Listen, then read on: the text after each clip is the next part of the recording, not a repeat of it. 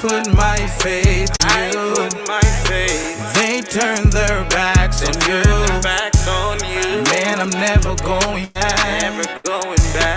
Man, I'm never going back. I put my faith in you. They turn their backs on you. Man, I'm Hello, hello, hello. How's everybody doing? I'm Mark Collins, and this is, Rebel Ray. How y'all doing? and glad to see y'all tonight, man. Like for real, for real. How's it been? How's it been going? It's hot. It's hot enough to like not understand where your thoughts are going. Okay. Man, listen. I mean, the heat is like draining me, and I'm finding myself having to drink more and more water. Oh, you know what? I thought you were gonna say alcohol. No. She said That's drink. the last No. thing you want to drink in this type of What? heat. For real, man. Seriously. And it's really, really hard on us as it is being here in the valley. Mhm. And then I don't know. I just feel like it takes a lot from you. Yes, it does. I'm not even gonna lie. Just walking in the heat, mentally exhausting. Yeah. Physically, mentally, everything. I mean, it was super hot today. And it's dry heat. It's like a real horrible It makes dry some heat. people sick. So just Yeah. watch out for your loved ones. Make sure that you all drink enough water. Be plentiful in that. Yeah. So I did something today. I actually put in, which they gave candidates 2.5 weeks to put in an application to be a trustee on our school board. Come on. Stockton High School Board. See? That's what I'm talking about. I turned that in and I interviewed today. Like my assumptions, I felt like they already had who they had in mind. Yeah. They wanted to vote, but politics, how that goes. yeah, and I'm not a politician. I'm somebody that really comes from the heart, really cares about Stockton. I can honestly say that. You really And the bickering, the disgruntledness that you see on the board has been so unprofessional and so culturally insensitive.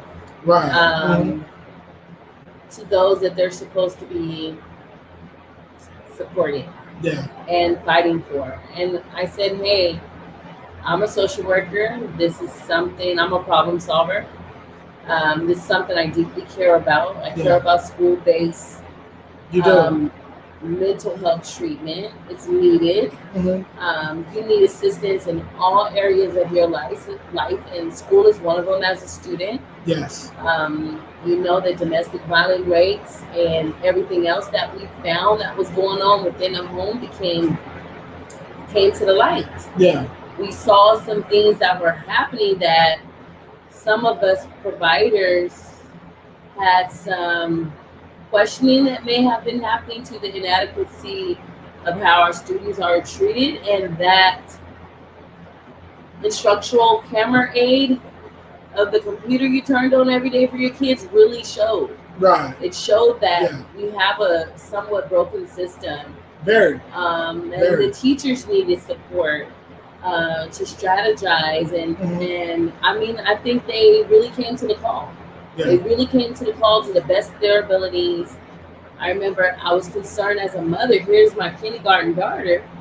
She's learning how to do a keyboard, find all the numbers and everything on a full keyboard, learn how to direct the mouse, problem solve when her computer crashes or the software crashes. They have multiple applications to click in and out of. Some of you adults are not doing that. Right. And so we just went through a real constraint in our board district, just like a lot of other individuals have, and continually see just individuals not being heard. And unfortunately, our school board said that it was only a disgruntled minority that had a problem, and it wasn't a problem citywide. So let me ask you this: what and congratulations on you trying to take that step up on that. I mean, because Thank you. a lot of people would have fear of taking that extra step. What are your plans? What do I you don't think? fear my community. You know, my plans would have looked more like a comprehensive coming together, Mhm. and actually listening and valuing other lens, because there is a dominant lens that's happening within the school board district. Yeah. Historically, school board districts have been very vital Mhm. to the transcendence, or the, I'm going to say, equitable opportunities for all children. Yeah. So historically, like most positions in Mhm. power, even if it's a trustee, individuals seek out to try to manipulate, try to control Mhm. what's being taught to our children, Yeah. what information is being taught.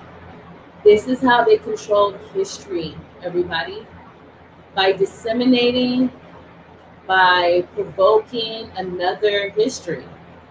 And that's why ethnic studies, and that's why certain elements in our curriculum and the way we treat others, Yeah. the way we value others that are not looking like you, that's why those things are important. So I would have really just ran solely on that, and solely on supporting the unions, right? From really being heard, because that's why you join a union. When you're a Yeah. teacher, Mhm. you join a union. Yeah. And so our teachers have been thrown around, moved around in the greater South Side. A lot of people don't know that. They moved all of our principals. Not one greater South Side school has the same principal. Mm. They That's moved, very they moved a interesting. lot of people around, which was very interesting. It was a lot of things. They changed leadership in about 19 months 3 times. Sheesh. So these are things that you need to be abreast of, you all, because they're teaching our children. These are people that we have put the power in their hands to teach our children, to help change what history sometimes is unfair to people of color, people who are oppressed, poor people. Did you know that districting lines for the new school when we were younger, it was called Ria Vista? Do you know what Ria Vista is? Yeah. Ria Vista is on the corner of West Lane and what's that street there? Tamil Shanner? Mm-hmm. West Lane and Tamil Shannon? Is that Tamil Shanner? Well, they redistrict the lines, those before some of the trustees. Redistrict those lines to include that area and that area alone. They did not want to include Townhome, which is predominantly a lower socioeconomic area historically. And some of the problems that they were seeing as far as behavior and gunshots and violence, they didn't want to include that. So they put a red line, which we historically know happened, and grouped them all together and bust them somewhere that wasn't really appropriate for the school. It was 2 miles away that they bust them. Okay. So there's certain things and elements that have been happening in Stockton in a very long time, and if you're not really woke, or you choose to really see between all of the bickering and if you don't see the greater understanding of what's happening here to us on a national level, not just a Stockton level, then we're in trouble. See, and this is why we need you on now. You know what I mean? And congratulations to you. And it seems like, every week, every month, you're trying to make steps and strides to better yourself. Yeah. And, to any of you young ladies out there that want an example, Rebel Ray is definitely a very good example of someone who is trying to make strides in the community and step her game up. So kudos to you. Thank you very much. Thank you. So to our topic tonight, a very touchy topic to some, a very sketchy topic to others, and a very emotional versus non-emotional topic to other people. Ain't no emotional in it, baby. Nah. And some can relate and some can't, but for those of you that can relate, we're going to keep it 100. We're going to keep it real. We're going to keep it solid.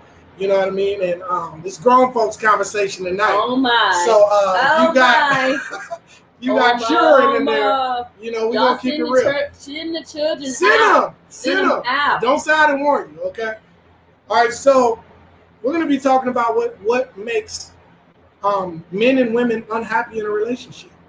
And so does Rebel Ray get to show up, or like Rachel the therapist? Because listen, you can do the 50-50 on that one. Look, both can bring something to the table. Listen, because the therapist Rachel is going to tell you exactly what your logical mind is telling you, but your emotional mind want to be with Rebel all day long. You understand? So who is the balance of the two? Because I'm telling you, Rebel, her picker broke when it comes to men. Well, listen. Woo. And Rachel has all the answers as to why she is an empowered Black woman, and I'm okay with being by myself. So I struggle with the two. You see, it really depends on what kind of gas that you're allowing in your car. Do you want 87? Do you want sometimes premium unleaded, or do you want the real deal? You want to wait for the. Sometimes I want 87 because maybe a 91 is just too bougie to eat a hot dog and chill with me. All the beach. All 91s, a 91 don't necessarily mean that they got to be bougie. You see what I'm saying? A 91 may be. They are high maintenance, high octane, high drive. Like, it's a lot to deal with. A 91 may be somebody, a person who's a 91, who has the quality and who has the quality of growing in a relationship and building with you. Well, it doesn't necessarily mean somebody who, and it can mean that too. Somebody who's successful and bougie, and you know what I mean, and wants it their way. You see what I'm saying? Having a quality person that you can grow with and build with could be that 91. What is it? Christy Wilson said, "Give me the diesel." Christy, let me tell you, boo, there ain't nothing about no personality right here. You know what I'm talking about? Look, you better stop giving me the diesel. So, that is too much. So look, from a man's perspective, and I'm going to be very brief with this because we're going to bring my auntie on here, and she has a lot of experience with relationships, and somebody said, "Where the OGs at?" Okay, well, we got one. All right. So well, look, and she's sassy, y'all. I love her. This is like me in like maybe 20 years. So she's sassy, beautiful. I'm the auntie that all the kids like to go over's house. I'm the auntie. No? This is the auntie that's coming on. So listen. So from a man's perspective, right? We don't want no woman who, and this is now, y'all don't throw stones at me now. I'm just saying what's This is a heterosexual Black man talking. Okay, I'm just saying it's very traditional. So y'all listen up, because he's not at the extreme, but he a little bit raw. I'm gonna just be real with it, right? A little bit right here on the spectrum. And I'm gonna tell you guys what a lot of Black men think. Not necessarily this Black man, but heterosexual what a lot of Black different relationships. So. No, I get it. But we're gonna speak from the heterosexual perspective. Yeah. Now, a lot of Black men say, they go to white women because, the Black woman has anger issues. Oh, here we go. I can't do it, Jesus. I know I'm sorry. Hey, time out, Jesus. Hey, time out. Hey, I know somebody. You said I'm not saying. My phone. Hey, listen. I got one who ain't got anger issues. Okay, I'm just saying. Yes, she does. She writes in her journal. She will get you. You better stop. She ain't wrote in that journal in a long time. She I can't stand I've been treating her right.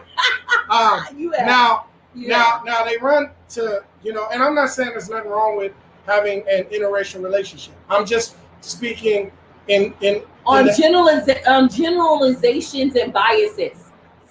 State it what it is. Now you ain't gonna bash no queens over her. I'm not bashing no queens. A queen. I'm not bashing. You are a queen. Queen. But I'm just saying, I'm not bashing anybody. But I'm just saying, a lot of brothers tend to go to the white women and other races because they're a little bit more submissive. They're a little bit more nicer. You know what I mean? They don't give you the I'm not saying this is what I'm saying. I got friends now. I'm just telling y'all what the real is, so y'all know, right? So the real is brothers, and even brothers sometimes feel like, I'm speaking from a brother because I am a brother, right? So and this can be general across the stage. You might have white brothers that go to sisters because they have certain situations, but I'm telling you why brothers go to the other races, and because sometimes the sisters be a little tough on them. They say, like, the sisters. What's tough? Tell me what tough is. Like, okay, listen, we're having this discussion, and we need to. I'm gonna speak the positive too. No, we need to bring Auntie in. Auntie, let me bring Auntie in. Mm-hmm. Hey, Auntie. Give us the knowledge. Hi, Auntie. We can't hear you. You got to turn that volume up. Turn it on up to the east side. Yeah, turn it all the way up. Oh, you can hear a little bit. Just a little bit. While she's doing that, look, guys, and this is just being 100, right? A lot of brothers, and I'm not saying brothers, don't like their sisters, but I'm just saying, they like, Kristen Wilson fired back, said some black men don't got it. Listen, if y'all woke brothers and sisters up here, y'all can be frank, but we ain't gonna bash the black. But we not. I'm gonna get into the details of relationship in general, right? Together. But I just wanted to start with that because you lit a whole hurricane fire. I just had a hurricane come from the south.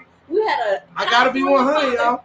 Come fire, come. I love my queens, but I gotta be 100. You know what? So they say that some of the sisters, like they can't even come home from work, without a sister getting mad because they was, they spent a couple hours with their friends or something after work. You know what I mean? Going off on them, but you may have the other nationality. The other nationality lied. So, hold on. He lied before, and now I'm not saying he did. I'm not saying he did. She gotta check you and let you know about yourself on when to say when you coming in. I'm not saying when you deviate. No, I'm not saying that it's a problem. I'm not saying that was a problem. He might have sent a text like, "Babe, I'm gonna be out," and she like, "Who you in? How long you been out?" But the other. But I'm just telling you what they said. But you can't switch. You gotta be concrete. Hey, listen, I'm gonna have two sides to it, y'all. I'm just playing the devil's advocate right now. These generalizations that people put on us as black women, we're not allowed to be vulnerable. We're not allowed to say that I need something. It's always something like for barter or for trade. Like, you gonna give me them J's? You gonna do this to me? You gonna give me them J's?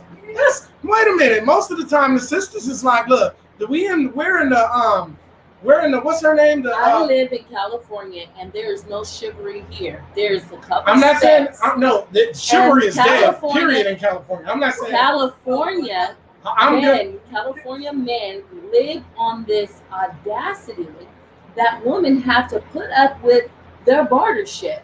Well, you better do this because they understand their value. I see a lot of Cardi B's and stuff out there now. And they like, if you ain't got the money to support, if you ain't got the car, if you ain't got the this and that, listen, now it's a problem.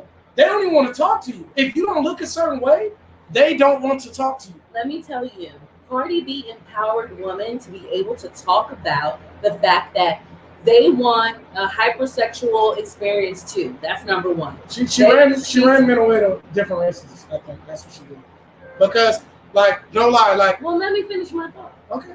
And that's why a lot of people, even though she may not be the best, I don't even like using words because I don't like comparing women. No. Yeah. Women tend to flock to her lyrics, just like Meg Thee Stallion, because they're empowering. They're empowering for us to take over, which is not in a traditional relationship, right? No, the hierarchy it's of a relationship. It's more of a feminist perspective. But we've been told so long we're less than, be quiet. I can have other women besides you. Stay home, cook, clean, put up with your lying, your mess, your this is true. Your financial this is true. illiterate self taking all of the money that we work, money that I stored away, not getting my nails done, doing my own hair, storing away. You will go into the pockets and just throw everything away. It's a lack of communication and a lack of respect between what you're saying is happening with the black man and the black woman. And again, you got to look at what's being dangled in front of the black man. Subconsciously, the black man is being told that lighter skin is better anyway. He gravitates towards something subconsciously that he cannot have. Just FYI, go ahead. I said lighter skin because intrinsically that was the programming that they were trying to tell us. Yeah, that is true. Even the more fairer skinned me against you, I would win in the end in economics, jobs, and careers. True. So that is very true. What I'm telling you is the black man, also the black woman, is dealing with some of those same ideologies, first of all, subconsciously. Secondly, if someone dangling a carrot in front of you saying, you can have access to my privilege. Well, speak on it then. Privilege of going places. This is stuff that I heard black men promote interracial dating, which I do, but for the right reasons, not to come up. And I've heard a lot of black men say, I dated Jenny and Becky and Sarah and Karen because I was able to get some of the same access as they were. I dated them. I went out of the United States. I went on their daddy's boat. I drove the Mercedes Benz. She let me she didn't talk back. She didn't do all the stuff that you are doing, Tasha, that you are doing, Rachel. You know, so it's a different experience, and sometimes that experience is stick, not because for love, my brother. You're right. And you're understanding, definitely right. It's for support and class. You're definitely right. A lot of times. And I 1000% agree with you. And this is just from the man's perspective, certain men's perspective on that situation. Now I want to get into get a little even deeper. Auntie, now I want you to, and I can't hear. Are we able to hear her? Can anybody hear? Is her mic muted? No, she's not muted. We heard you earlier while we were in the back office, but we can't hear you now. All right, so she has to engage her audio. See if her engage your audio. Is your audio engaged on there? Because we heard you earlier. All right, so look, this is what I want you to do. Fall out and then come back in. Yeah. Go out and then come back in, okay?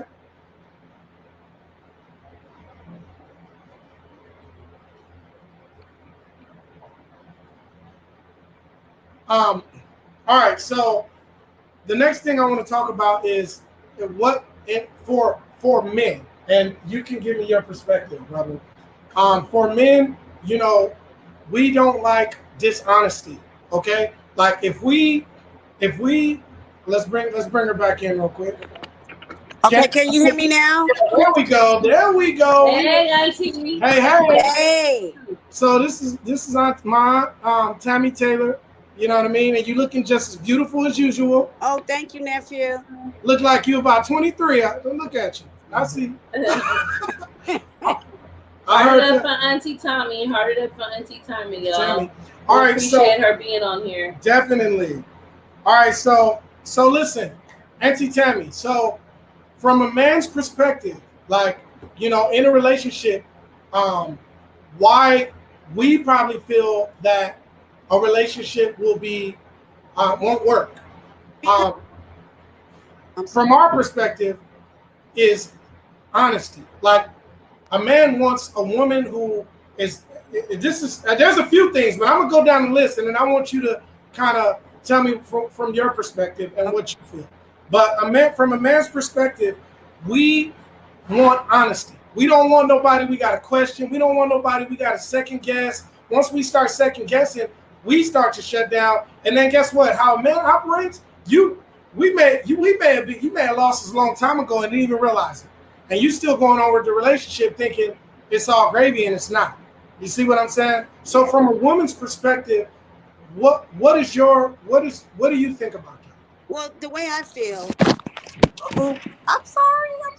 It's okay. I'm sorry. the way I feel about this whole conversation that we're having right now is that it works both ways. You know, and women, we're get you get women. We're like right now. I'm in a place in my life where you get a certain age, you don't have time for games, for one, I can see that. Yeah. and we just want a man that's going to be honest. We don't want a cheater. We don't want a liar. We don't want none of that. And it works both ways. You want the same thing. So we can just come together and not play games. The way you come into a relationship is the way that relationship should stay. You know, sometimes a person come into a relationship and give their all, and then maybe get married and give you my all, and maybe a year later you didn't turn to a whole nother person. I don't know who you are, and that causes a big problem in a relationship. So the best thing for a good relationship is put God first. Well, you know, you got some people that do that. Some people put God first, and they, you know, some people, you know, they pray together. And one or the other is still unhappy. You know, and you know, one thing I'm seeing, like for men, you know, in certain situations, do you now? Let me ask you this, and I want you to chime in too, right? Because we all have had relationships. We all, I mean, I'm currently in a relationship. I can say had, like it's past, but now. Let me ask you this, from a sexual aspect of it, right? We know that from both sides, men and women want that person that's going to be honest, right? But let me ask you this, like eventually after, you know, you said about a year or two or something like that, do you think there comes a time where sexually, we're speaking sexually now, that one or the other, if they get tired or are not amused sexually with their partner anymore, that will cause them to fall out? That will most definitely. Yeah, What about love though? If you're not taking care of your partner, then what you think your partner's supposed to do? That's going to cause a major problem. And I just had this same discussion with my eldest uncle. Shout out to Uncle Robert. When understanding a relationship, you know, you tend to kind of fall back and maybe say, well, every relationship is different. But one thing I keep hearing in therapy and my talks with older people who made it work is what the old folks say is if you don't put out, then there's gonna be a problem. That's right. And I've heard older folks say that. I've heard younger folks, middle-aged folks. Sex is a real big intimate part to be able to come together and please your significant other. And it has to be as equally yoked as spirit, as the natural, right? So what about love though? I mean, like, and it can have a falling out. Men will leave you if you don't put out. If your body's affected by sickness, a man's body logically, he understands that he should care, but logically he's like, I gotta go get some. That's right. So he'll have little side thing while you go through your little whatever, but he would never tell you if he was dedicated to you. But that's truth speaking right there. That ain't Rachel therapist. That's Rebel Ray saying something I know. Now, from a woman's perspective, do you think that goes like that both ways, or do you think a woman is more emotionally connected versus sexually, or both?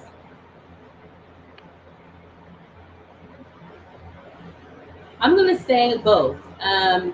You can be connected on the spirit. You can be so connected, just like the lovers that there were two older white couple that was in the news a couple years back. They died seconds of each other. The mom, the grandmother's heart passed on. Mm-hmm. He felt it, and he passed on by her, and they both died together. Their clocks, their internal love clock, ran together. That's how closely knit they were. So I think that's a real spiritual endeavor. But then there's that sexual side, and that sexual side will let you come together on that level with someone who is on the same sexuality orientation. You know what I'm saying? Like, so what if this person is somebody who, you know, you just love them to death? You know what I mean? You love them to death, but the sexual part, and I'm talking about, look, you done committed yourself to this person. you love them. They, they love you. You love them. And I'm speaking from a woman's perspective. But the sexual part, it's not there. You know what I mean? Like, and you're not satisfied there, but you are satisfied with everything else, emotionally, the emotional connection. You know what I mean? But if you love a person, then that's when we come together and try to work this problem out. That means if we have to go to counsel, we got to do everything that we need to do to try to work this out and make this work. That's what we should do. Now, that's what you should do. That's what I'm you should gonna ask you in the time that you've been living, and I don't want you to tell your age, only if you're comfortable. But it does hold weight. It holds weight with being able to understand your perception. Right. But I've been told too from men, older men, that sex plays a large part and it will break the relationship. And that I sometimes don't know how to tell my significant other I'm not satisfied. Now, and that I want more. Or she doesn't do the sexy things she used to do in bed, like shave her legs, put on negligee. You know what I'm saying? Put something romantic on. We just get right to it and there's no romance. But so many levels. Yeah, foreplay. And so many levels. But that's why we're supposed to keep that. We have to keep that going. And that's where a lot of times a lot of women will fall off, because when we get into that relationship, your husband don't want you to change. He wants you to still, when he come home or you come home from work, he still wants you to look good. He still wants you to get in the bed and put that negligee on. He don't want you to put a shirt with a hole in it, right? So you still have to keep that going. And you got to keep that excited. That's if you have to like that. That's the thing. That may not turn every man on, but if you call him like that, I can understand the baseline of you trying to do that. But let's be realistic here. Our libido is so crazy high within our 40s and our 50s. Even it gets strong. It gets strong, right? Yes. But then menopause hits, and some of us don't come back to the hormonal level that we need to. Right. And we don't want to have sex. We have no drive. Right, and that's when a lot of times you'll see life crisis for the man. Right, they'll go and get him a younger chick. He'll get a Corvette, some type of what's those fancy cars and stuff that man be like a Camaro or something to enhance him feeling good about himself. But sex is a big thing. Well, so let me. And if a man becomes impaired. Let's talk about it. Well, hold on. We're gonna get to that. Tammy. We're gonna get to that. Hold on, real quick. I want to speak on what you spoke about. Now, men. One thing about men and communication, right? A man wants a woman to think that he's all that, he's everything, right? And some men, not this man, but some men, right, get extremely prideful if you communicate with them and tell them, hey, you're not doing it like you should be doing it. Some relationships, some men and women are unhappy in relationships because they go 10, 15 years and they can't communicate without communicating, and they're in so much pride. They have so much pride because they don't want to hurt the other's feelings and let them know, like, hey babe, like, you're not doing this right, or you're not doing that right. You know what I mean? For a man, being humble enough to hear it. I think and it's for everybody listening, like men, women, you know what I mean? And so sisters, like if a man is not performing how you want him to perform, right? But you love him, he loves you, the love is there. You have to address this situation very carefully, because men we like to feel like we did that. We don't, you know what I mean? And when we feel like we're not satisfying you, guess what? The pride comes in. You see what I'm saying? Which is a flaw if a man feels this way. This is a flaw. I'm telling you, men, we got toxic masculinity. That's what it's called. It really is. It really is. Don't help nobody. You cannot have pride in a relationship. And I'm gonna just be transparent. Like, in a relationship, you have to communicate. You have to talk. What do you like? You see what I'm saying? What don't you like? You don't like that? I have no pride. Don't even worry about it. Let me know, because I want to make sure that you are satisfied. Be open and honest with me. And if they're open and honest with you, do not get upset. Don't bash them. Be happy that they loved you enough to be open and honest so that you guys can grow. Because guess what? If you're not open and honest, there's no growing. You're just going to be mad. You're going to be thinking thoughts. Next thing you know, when Ken or Barbie, you see them walking down the street, you're going to start thinking about, you know what I mean, what they can do. You know what I mean? Right. So let's go back to what you were saying about the. Let me say one thing. About the lip, you know. Let me say one thing. No, go ahead. You know that men also, you guys do go through a midlife crisis. You know that, right? Hormonal fluctuations and testosterone does wonders for y'all. Y'all start losing your hair, right? That's where it starts. Then your testicles start growing on you. You don't know why, but they sitting up there pretty She's large. Very educated. And then you got a libido because maybe you got a lot of stomach fat because your testosterone slowed down. And so all you want to do is sit around and just contemplate, man, the good old days. You remember when I was playing ball back in '94? Man, I was doing my thing, right? You do all of those things, but guess what? We still got to look at your lumpy, round look. So do you think, no, let me ask you this. We still got to look at you and deal with you. You know, and a lot of women have this bad, right? A lot of women will get the man, and then they think like, okay, I'm good. I got him. You know what I mean? And they really, really forget about keeping themselves together, or you know what I mean? You know, are keeping it fresh because they feel like they got him. And that man is like, look, you know what I mean? Like, let's keep some excitement going. Let's, you know what I mean? Let's stay spontaneous. Let's, you know what I mean? Let's, you know, and a lot of men like that. When women just fall off, their hair ain't done for weeks, and they got, I'm just being real. I'm like, just open, transparent conversation from a man's point of view and versus a woman's point of view. A man, you know, we understand that, you know, you're going to have days where you know, we all going to have days. The man is going to have days like that. You know what I mean? But, you know, we want to see you, you know, still feeling like and I believe there's something. I believe in that too. We mean enough to you to fix yourself up. Okay, got you. So, yeah, I believe in that. And it has to be more than a weekend. You know, you have to stay at it. A man wants prime time. That means he wants prime time everything, right?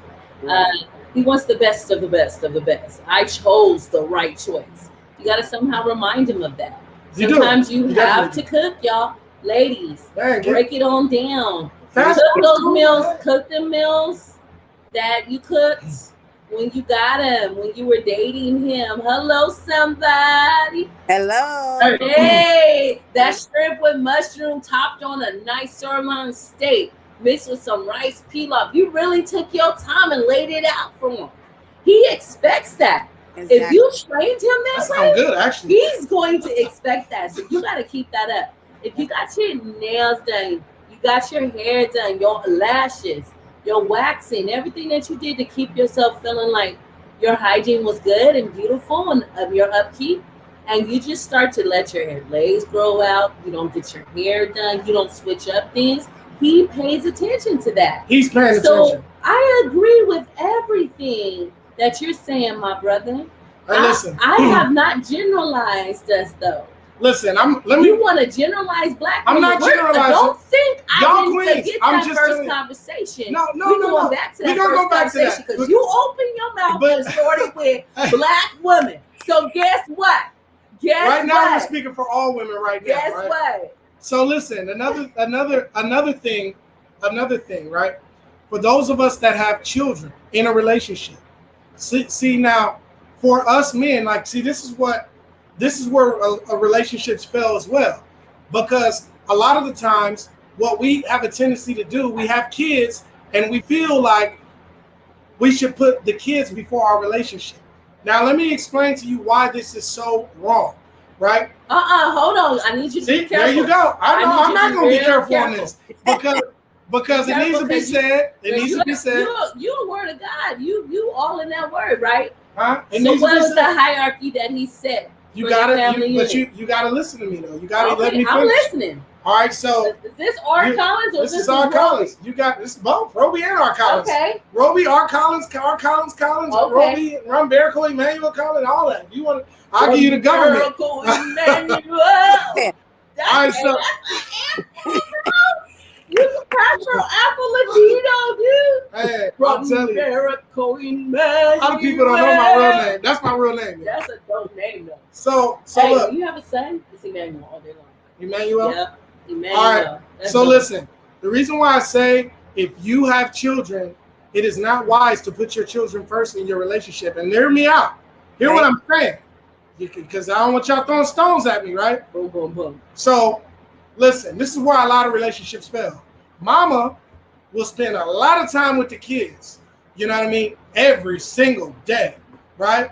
Daddy's over here, you know what I mean, like wondering when he gonna get his time, right?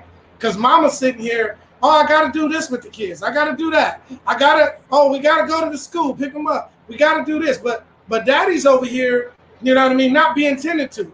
Listen, now I'm trying to tell y'all. See, y'all think hardening up on here.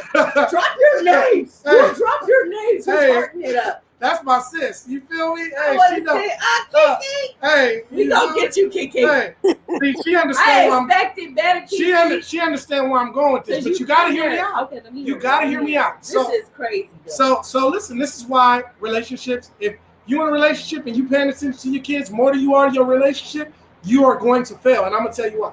So man is over there like, hey man, like, you know, we don't never do nothing. We don't never go nowhere. She always tending to the kids and, oh, I'm tired because I've been with the kids all day and you ain't been helping me or this or that. It's always around the kids, right?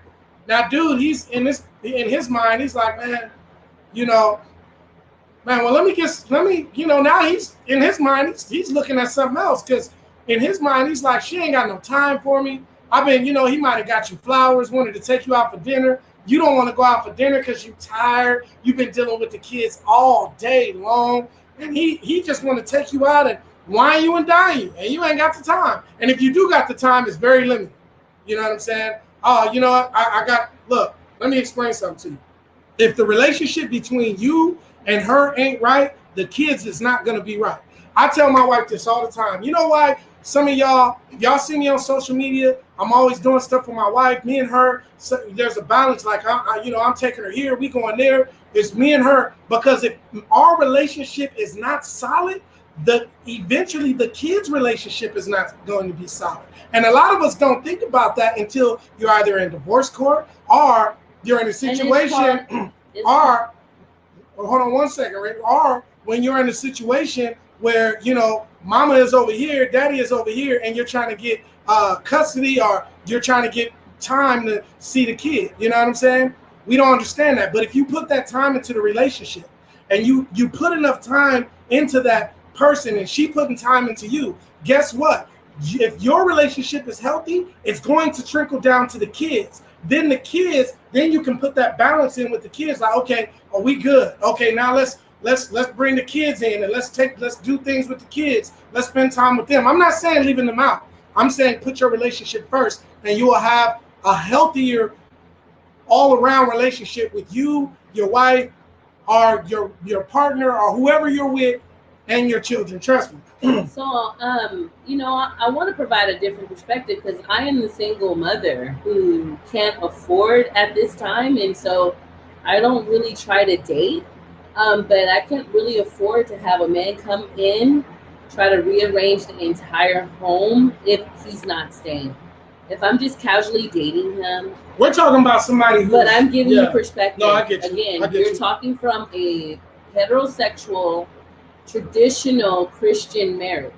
Marriage or relationship. Perspective. And it ain't even got to be Christian. It's just a general relationship. But those are your memories. Those are the things that you have put into fruition. That is what you're living. Okay, not to put you in such a label box. Well, but just for people to understand context. You kind of are, because I'm gonna tell you why, Rebel. But let me finish. Okay. Mm-hmm. So as a single Black mom, there's other things that I have been struggling with, as far as like being scared to just raise Black children. You know, that's always on the back of my mind.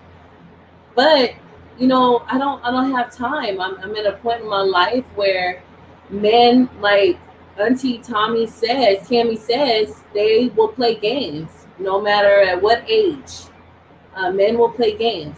But see, I think you're missing my point. The point I'm making. And so when I go to date, Mhm. I can't be afforded to always put them first. I have But to put. I'm not I saying have to that. somehow balance the two. Also, I have to know that they're committed before I can say what you're telling me to do. But in this that is what I'm relationship. speaking from. I'm speaking from. Yeah, that's what I'm from telling you. the, But I'm telling you that the doesn't apply aspect to of a everybody.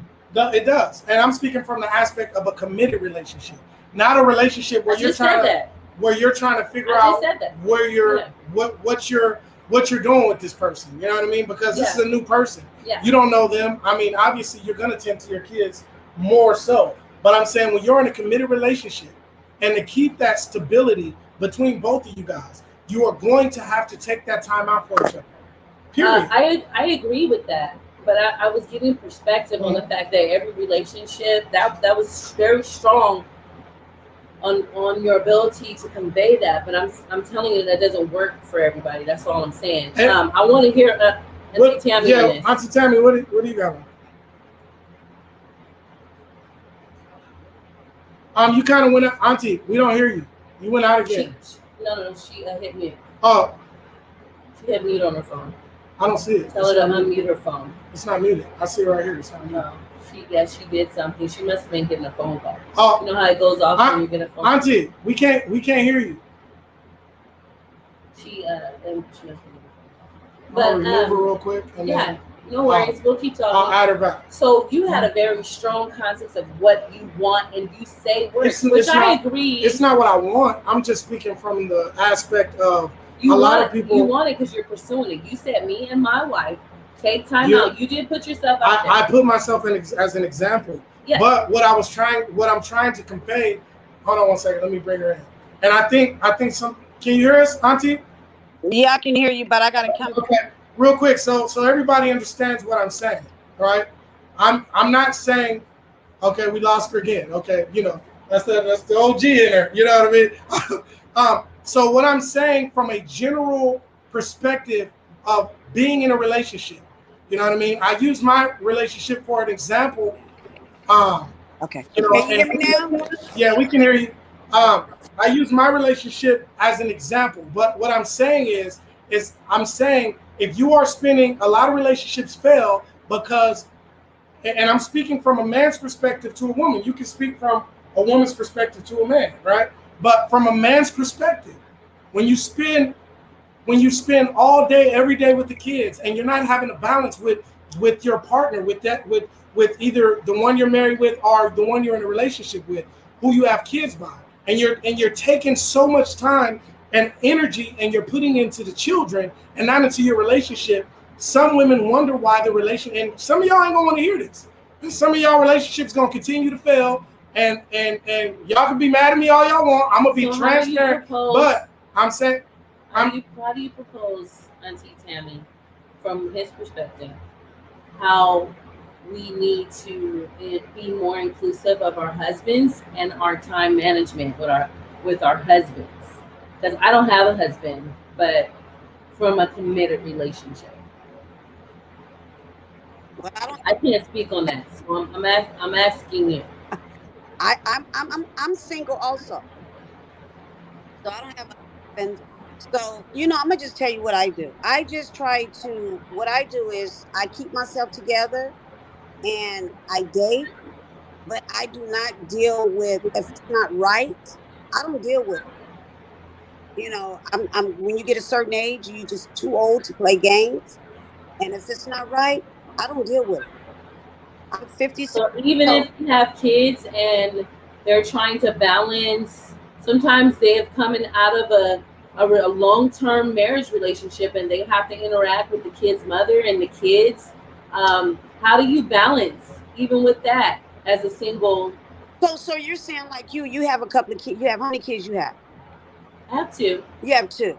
So you date. So basically what she's saying, Auntie, is if, let's say, well, we know you're single, but let's say you were in a committed relationship, which you have been in committed relationships before in the past, and how do you how do you balance, you know what I mean, your child and the relationship that you're in? Well, see, my son is grown. But when he wasn't grown. When he was young, I dated. But what I didn't do was I did not bring men into his life. But when Good.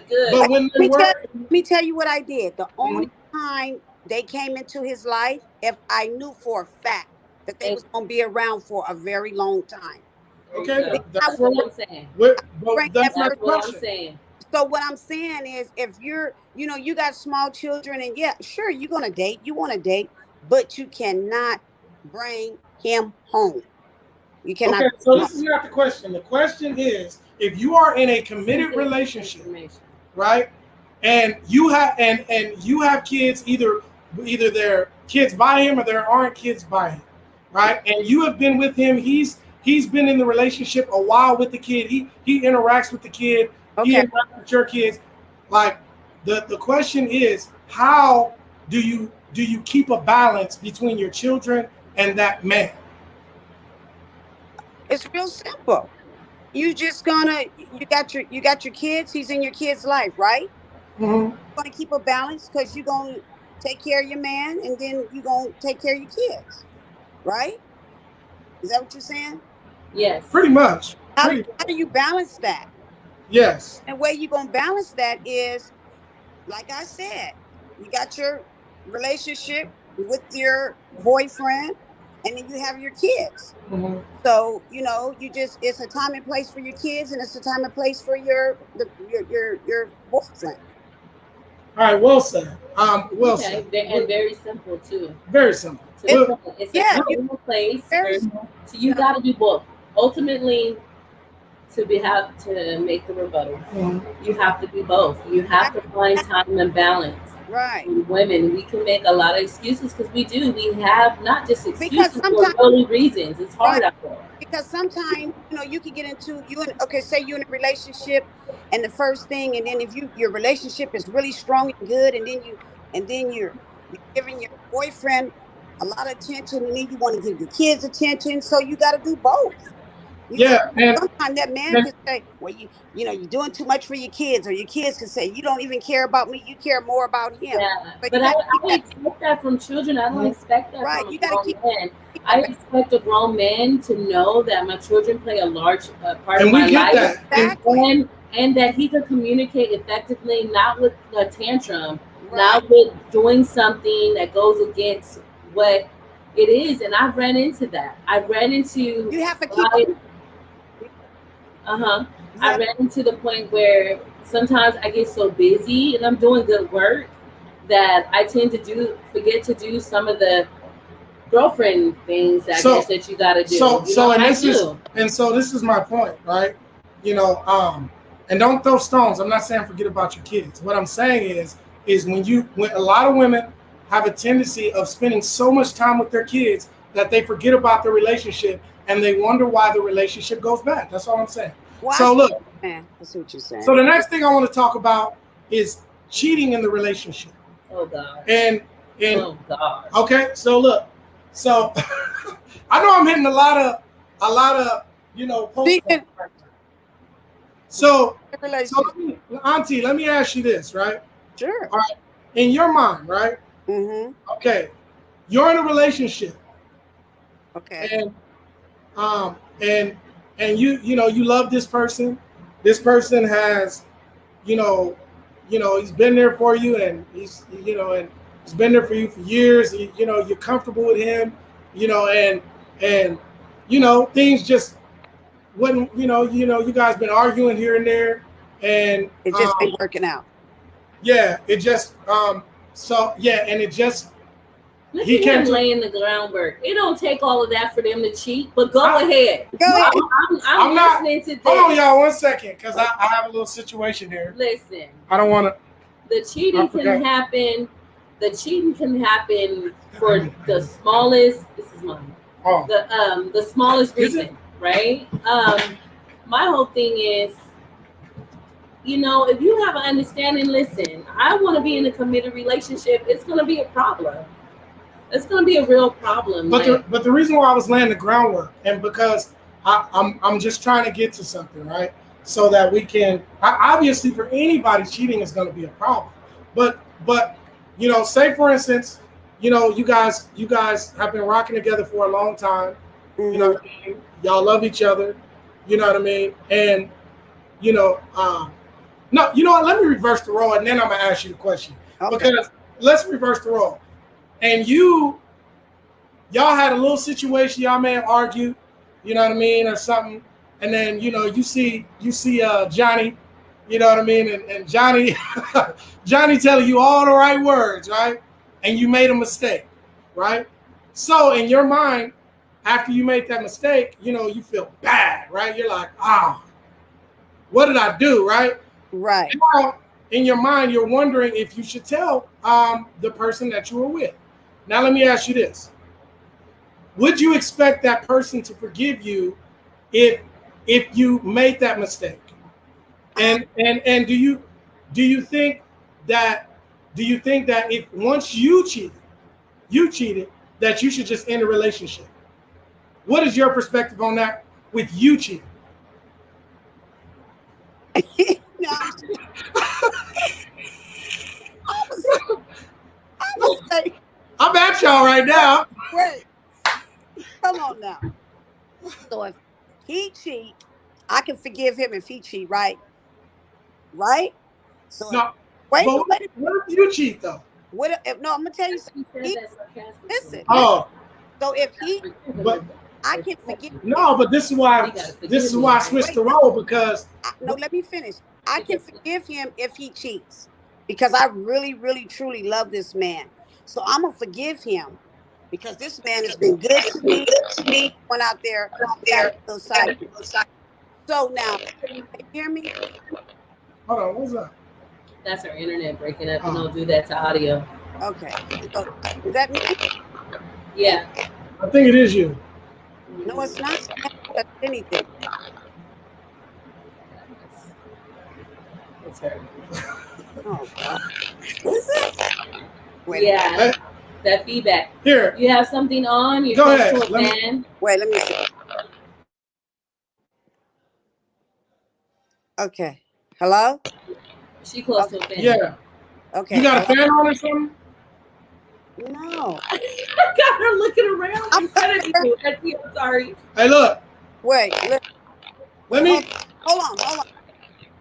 Okay, so let me ask you the question real quick. Yeah. All right, so if you stepped out, this man loves you, Rebel. This man is in love with you. You hear me? He's a good father to your kids, Oh goodness. and you step out and you make a mistake with Rodney, Yeah. Yeah. and you knew it was a mistake, and you felt bad after you did it. Of course. Do you expect? Now in your mind, going back to him, do you expect him to forgive you, or do you hope he will forgive you? He's not going to totally forgive me or stay. But I'm saying The men that I tend to date, and again, I'm going to be very careful with generalizations. The men that are usually attracted to me have very high standards, traditional. They may be a little bit forward thinking, so they are not going to tolerate any type of cheating from a woman. Now, they would expect you to tolerate cheating from them. They would expect that, but they would never, in their mind, it goes back to the podcast we talked about. The podcast we talked about how you said, did she submit in that way? Did she give it away like that? All of that flows in their mind. Okay? It does. They never forgive you. No, I don't and you think know that's what true. they do? No, I'm gonna be honest. It hurts a You man's can't- pride. You can't It hurts a man's say pride. every man. It doesn't forget. You can't say every man. It hurts a man's There are pride. men that I personally know that have forgiven their women multiple times. Can I say something? Mhm. Can I say something? Yeah, go ahead. Okay. You ain't never been with a disgruntled man. Excuse me. I would hope not. All right. So when I tell you, Okay. yes, we hear you, Auntie. When I tell you it can happen, and most likely it will happen, Mhm. there's passive aggressiveness, this But undecisiveness see, to you're deal going. with you. You're going around the question. No, I'm to- not. to I'm not trying. I'm answer. trying to All say. right. I'm trying to say I know without saying I don't. I know. Come on now, you know what I'm doing. He knows what he's doing. I know.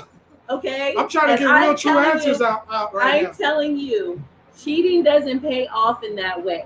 It All doesn't. I'm saying It is, doesn't. The would man you tell always- him, and would you be honest with him? Yeah. Whether or not Yeah. you felt, would you? Everyone knows would Rebel you owns expect- her own. Would you expect him to stay with you? No.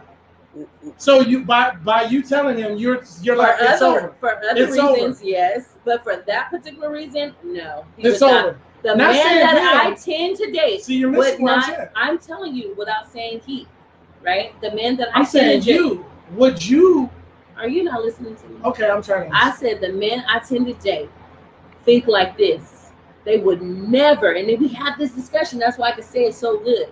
Every man, we have this discussion. If you ever cheat on them, they're not gonna ever put you in highest regards like they did. I get that. They have disappointment, and they're not gonna forgive you. They'll Okay. say they forgive But you, I'm but not they asking don't that. really forgive you. They know Rebel in the doesn't back of listen to their our head. Collins.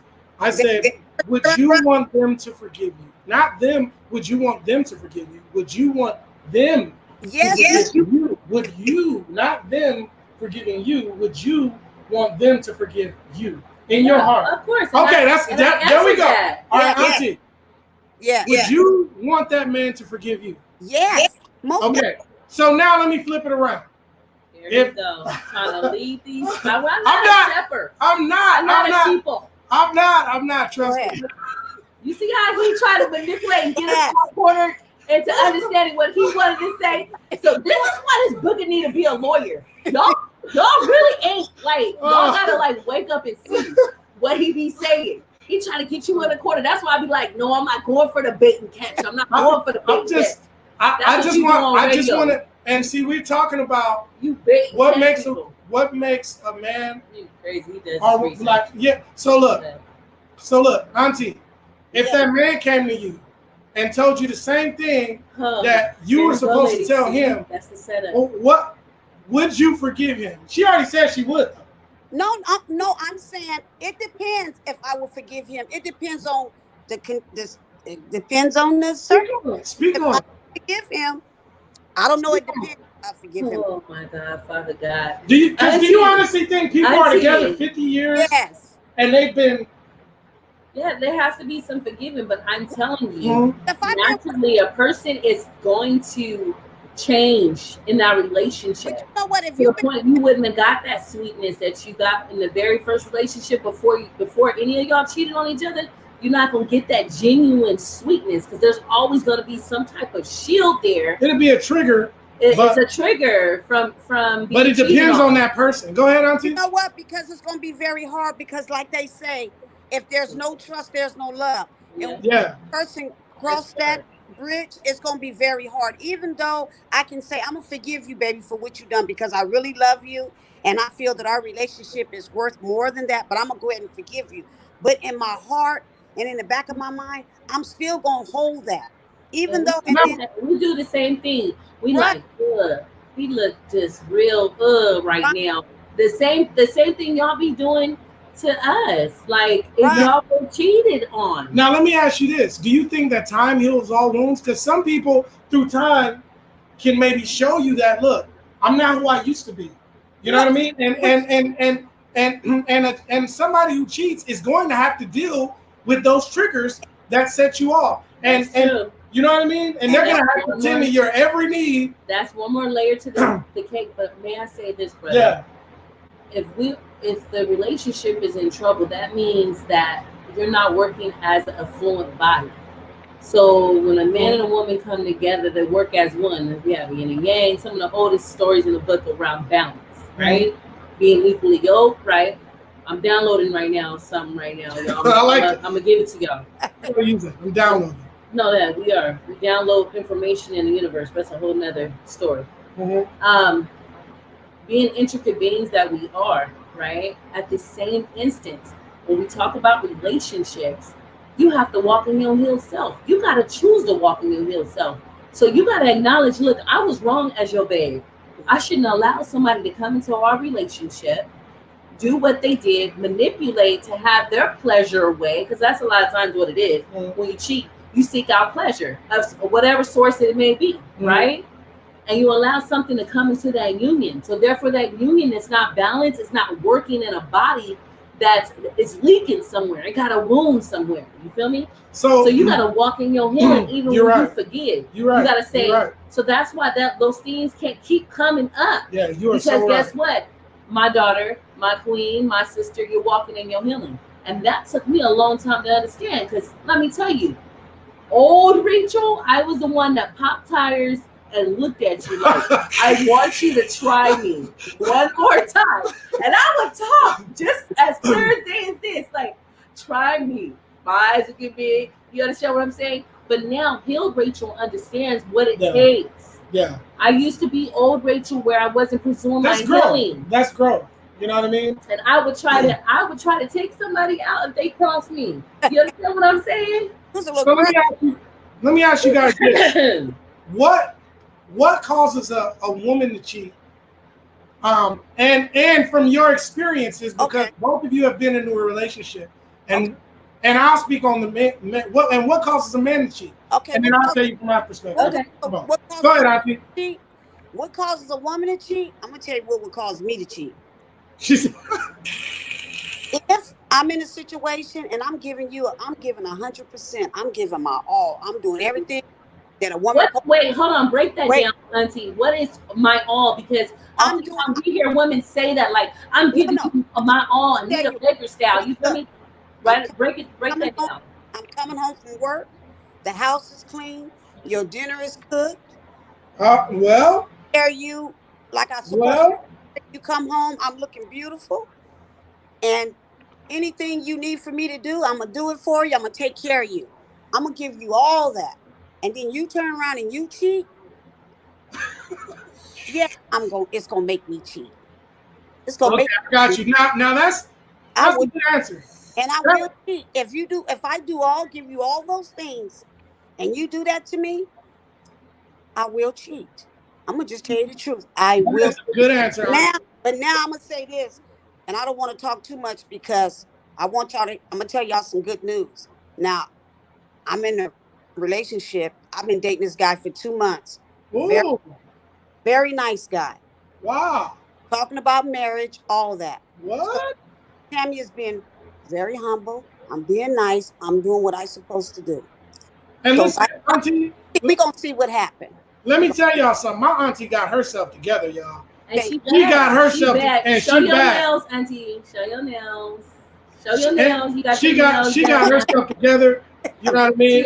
She always is sharp. Always fly, always sharp. Got herself together. And your skin routine, your skin looks flawless. Like you want to share some details, like to the young ladies that might want to know, like what to do to keep in a relationship. I just had. Wait a minute. I had a facial. Okay. It's Michael Needling. Okay. And it's called the Vampire. Oh yeah, I heard about that. You heard about that? I did that, and tomorrow, rose. Yeah. Yes. It's very painful. It's very painful. Yeah, and bring the red outcome of it is beautiful. The surface. Right. So I got to go tomorrow to do part 2. All right, so look. Excuse me? So why do you guys think men cheat? And then I'm going to tell you why men really cheat. Because we think men cheat because sometimes they always say a man is just being a man. And you guys may have your reason why you cheat. And let me add to that, Auntie. Go ahead. Men being a man historically, men have been able to get away with any and everything, especially heterosexual men. Right? They perceive to be the most dominant beings that this planet has to offer, and sometimes they come from that context, and it's a privilege in being a male sometimes.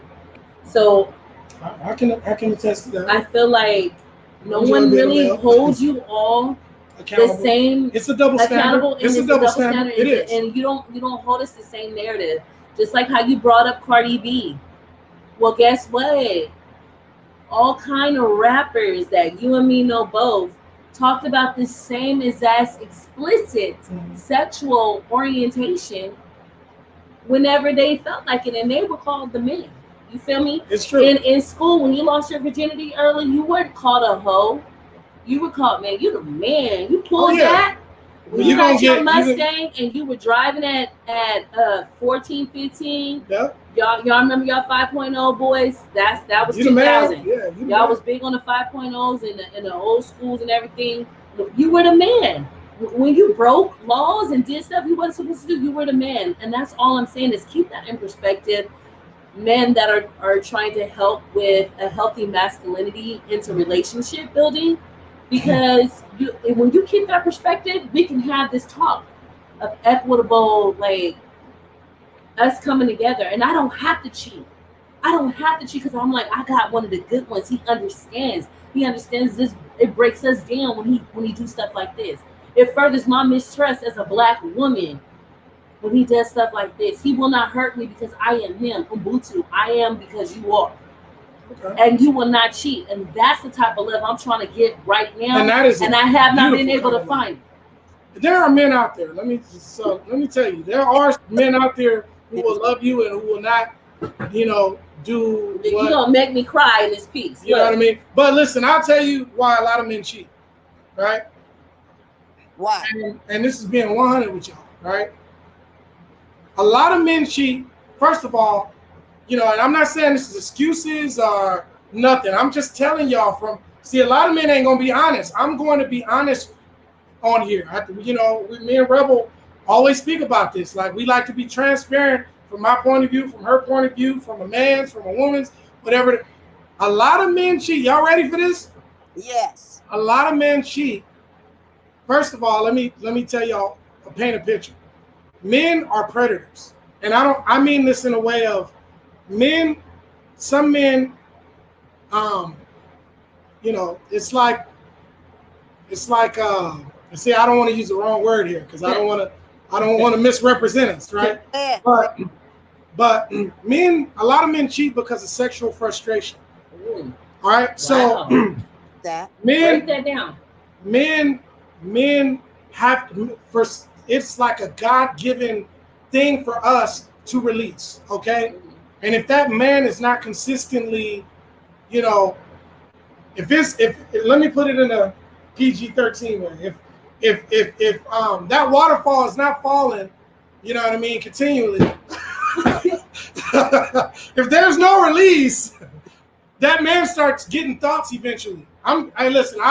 Men, if y'all on here, right, let's keep it 100. I'm telling you. I'm tired. Listen, I'm tired. Listen, y'all women want to know. I'm telling you. Listen. Right about that. On this part, listen, I hate to tell y'all, and you don't got that WAP. If you don't got the WAP, that's what Archive said.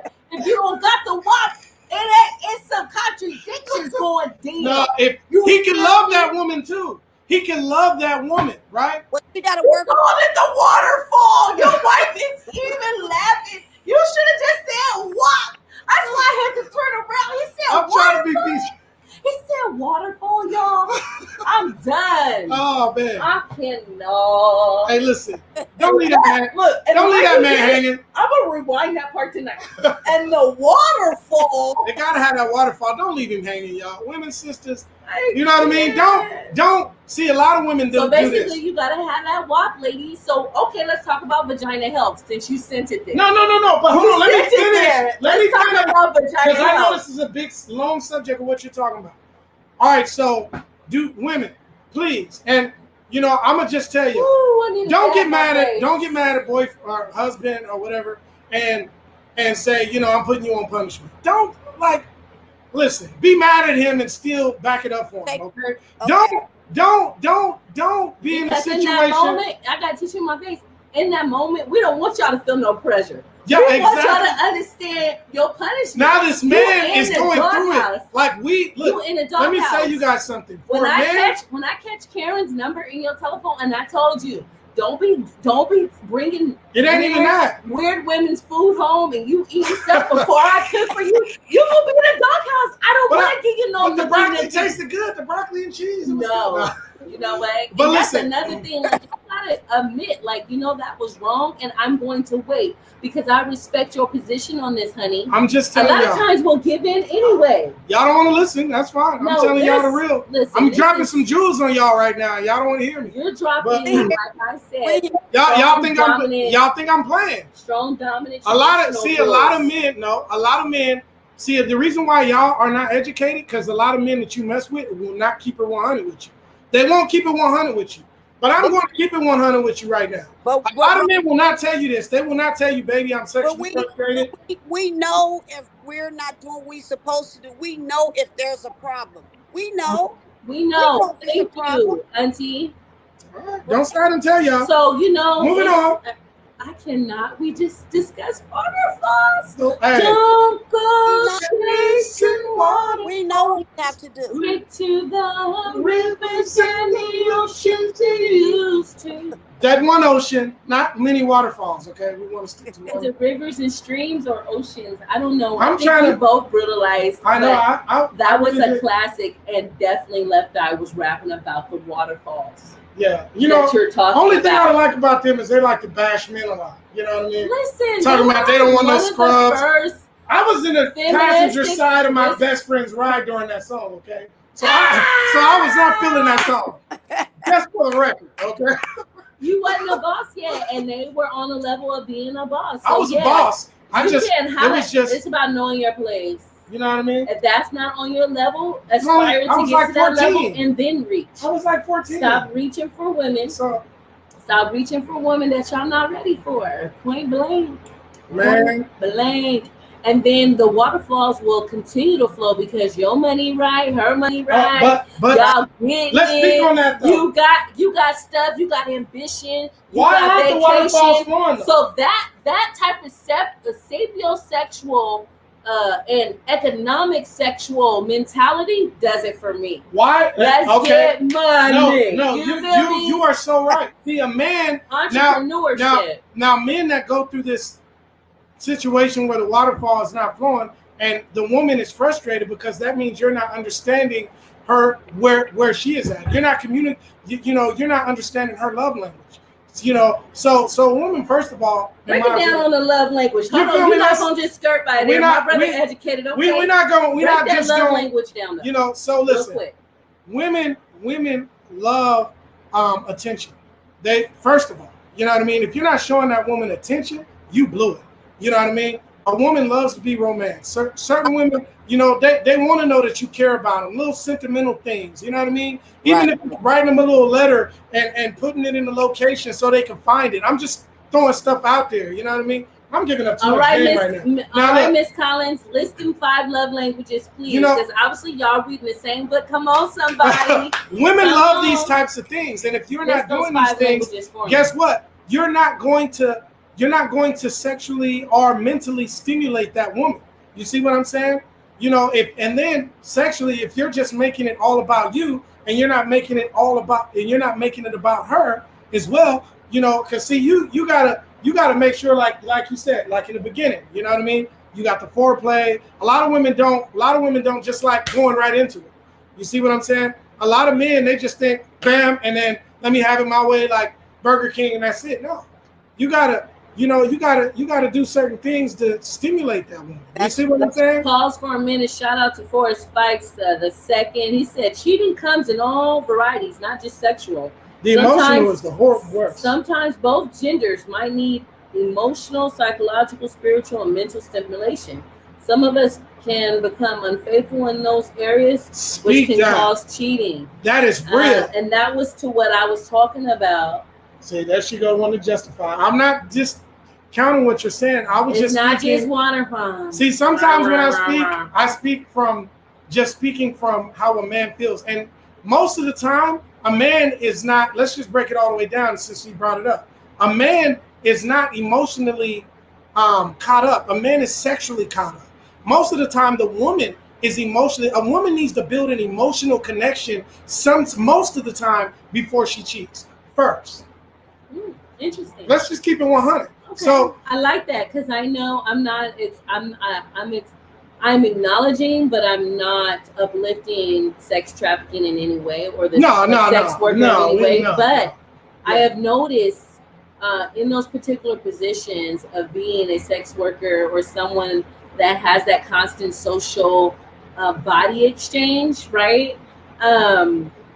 You have to somehow take your feelings out of it. No. And I have seen with my own trained eye individuals do that, and I've always thought that be amazing because I'm not that type of person who can do that. I can't. Women aren't. Yeah, I'm that emotionally connected to the person I'm having. And don't sex take with. this offense, you guys. Yeah, this that is I'm why. having sex with. And don't take offense. That's why I was very trauma informed on the way I said it, and I didn't put any deviations on if you do engage in sex work or whatever, you know. But I'm saying there is a logical exchange that can happen between bodies. Yeah. Physiology versus just the psychology and the emotional connection. No, yeah, you're right. So I do believe that's why some men are multiple chronic cheaters. It's more of and that's when sometimes usually you have something to do with sex. It's a sex disorder. Yeah, it is. But it is. when you can connect, and you could go back to your wife and be like, I love you. Because genuinely in his mind, you provide everything that he needs on that level, but for whatever reason, sexually, he needs more. So I have seen it where it's conditional and behavioral. I gotta go and get it. That's true. But usually there's some trauma behind that too. You're very you nailed it. Yeah. You nailed it to a T with that. And she's speaking straight facts. Yeah. And this is, and I'm not saying every man don't like me today. I'm not saying I don't know what it is. Chairs? I don't know what it is. No, you know what? Let me. Okay, it does adjust, huh? Yeah, it does. Okay, my legs were trying to. Now I'm super short, but it's okay. I think it is. Okay. She spoke total facts on that, and I'm not saying every man thinks like that, because every man doesn't. But that is really how a lot of men fall, and we won't even be emotionally connected at all most of the time to that person. All right, so I want to get into what my wife said. Thank you, wifey. Things that women love like that, a lot of men don't do, and you don't stimulate your wife or that significant other. Like she said, words of affirmation, quality time, receiving gifts, acts of service, physical touch. Like, man, if we're not doing these things, you know what I mean? Like, telling her she's beautiful, you know what I mean? Because guess what? This is taking away any insecurity that she may have of you thinking that somebody else caught your eye. You know what I mean? Like, I tell my wife all the time, baby, you're beautiful, because she is beautiful, first of all, right? Yes, second of all, you know what I mean? Second of all, she needs to know how I really feel. You know what I mean? She can't not know how I feel, because guess what? That secures her position in a relationship, right? And on top of that, you know what I mean? It also stimulates her spiritually, mentally. I'm putting a seed into her. You know what I mean? One of my favorite Wale verses. Yeah. How he said, I stimulate your mind. Exactly. Allow you to come up to the level of transcendency where you're supposed to be. Yeah. Not just your pocket. And he said, I stimulate your pocketbook so I can stimulate your mind. You know why that is? Because most time women, and Auntie Tammy, you can attest to this, in a relationship, we worried about everything. Finances and all of that. Finances break a whole relationship down when the money ain't right. Come on. So how can you stimulate my mind? How can I listen to you, be driven by you when you having the same problems, or if even worse problems financially? Right. That's not stable to me. That's not stable to my kids. And it causes anxiety in me to the point where I don't want to have WAP. Exactly. No matter what. Because That's right. I am scared. I don't fully trust you in that exchange of sex, right? Where I'm like, you do got me no matter what. Yeah. Right. So it causes some generalized anxiety, because guess what? There is not effective communication happening about our finances. Right. So I love when Wale said what he said. I Right. stimulate your mind by stimulating your pocketbook. That's why we be like, That's okay, big. you pay my bills. Hey, you a pay woman- my telephone bill, you are- you pay my See, for you guys that don't understand what he's saying, a woman 1,000% wants to know that she's safe and secure, Come on, baby. physically and financially. Financially. And not saying you got to be Bill Gates, but saying that you are stable. And she ain't got to, if she falls, she knows that she got that man to lean on. She Exactly. can hop on your shoulders and You know what I mean? And she ain't got to worry about come that. on, You got brother, her back. you preaching now. You see what I'm saying? Woo. These are things that stimulates a woman's mind. You see what I'm saying? You know, and there are many things that do. And see, sometimes a man, like he thinks that it's, you know, men don't make it all sexual in a relationship. You know, and I know that a lot of men think this way because, you know, some of us are selfish. I'm just gonna be honest. Some of us are very selfish. We think like, you're my woman. It should just be about that. And if you think that way, you are selfish. I'm just gonna tell you, you're not thinking about her. Pause for input. Yeah. Forrest 5 Seconds says a clean house and an emotional support stimulates me. Oh. Now he's at a different timeline in his relationship though, because he got married young though, but he was able to grow, right? And with that being said, look at what age he is. I don't hear that from younger men in their 20s. They're out partying, looking to connect. They house ain't really put together. They got beer bottles everywhere. Yeah, it's not. Oh, don't worry about it. Just throw beer bottles. Rap posters up, because for whatever reason, our black men really go through that whole phase. I want to be a rapper, not really understanding in context.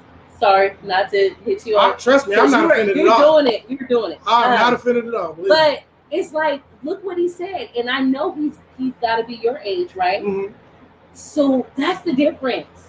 Like, Auntie Tammy, I think men don't mature until about the age 40. Women mature. You guys mature a lot faster. You're right. Between you're right. Between like 36 and 40. That you wanted, Auntie Tammy, like way back when you may have started college or you started a career. You know, for y'all in those days was trades, right? Having a high-end trade job that made good money. Whether you work for Pac Bell, whether you work for AT&T, right? Having that money and that stability, y'all were able to present yourself, look good, look nice, and you have those goals. Exactly. Why is it that us men, our men, can't meet us there at that age with that mentality? Because they always, you know what they always say? They always say where there's a strong woman or a strong black woman, it takes a strong woman to make a strong black man. And that ain't, I don't like that comment. Calm down. He didn't like that one up. I don't like that comment because, so what you're telling me is in order for me to be strong, that woman got to be strong. No, we're talking back, we're going back when we were younger. Oh, okay. When we were younger, like she was saying, like it takes a man he don't grow up till he's 40 years old, maybe 36, between 36 and 40 is when he grew up to be a young man. Yeah. So that's when I brought that comment.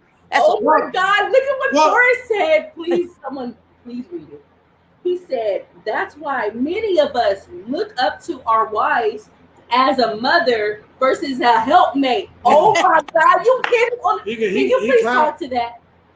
And then I'll let our Collins talk. Yeah, go ahead. Talk to that, Auntie Tammy. Do what? Say it again. Why us women are looked to as mothers versus the helpmate or the partner in the man relationship. Why is that? That is just because sometimes when you're younger like that, sometimes women mature quicker than men when they're younger. You know, times has changed, things has changed now. And what you saying over there, Roby? What you saying? No, go ahead. No. So that's why. But that's why I said that. Yeah. Because, you know, back in the day, but things has changed now. Things has changed. So, come on, give me your input, Roby. So let me share some of these comments. We didn't see that. We have different feeds for whatever reason. No. And so a shout out to Miss Carol Stallworth. She's online. She said, well, stop stressing the woman out so she can keep herself up.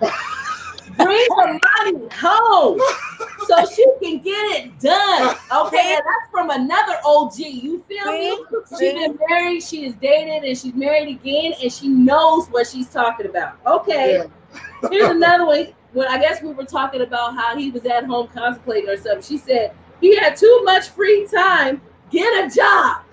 That's what we said.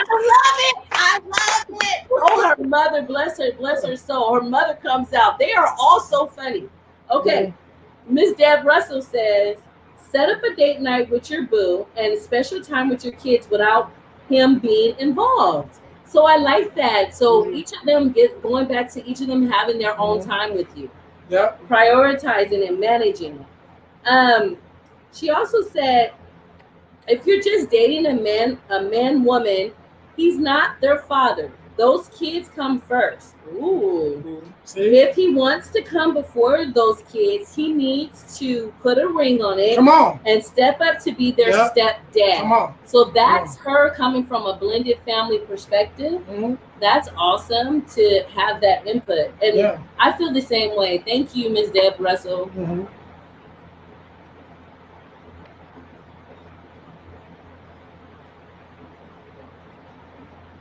So going back to the original question for yourself at this time, has dating been difficult for you at your age?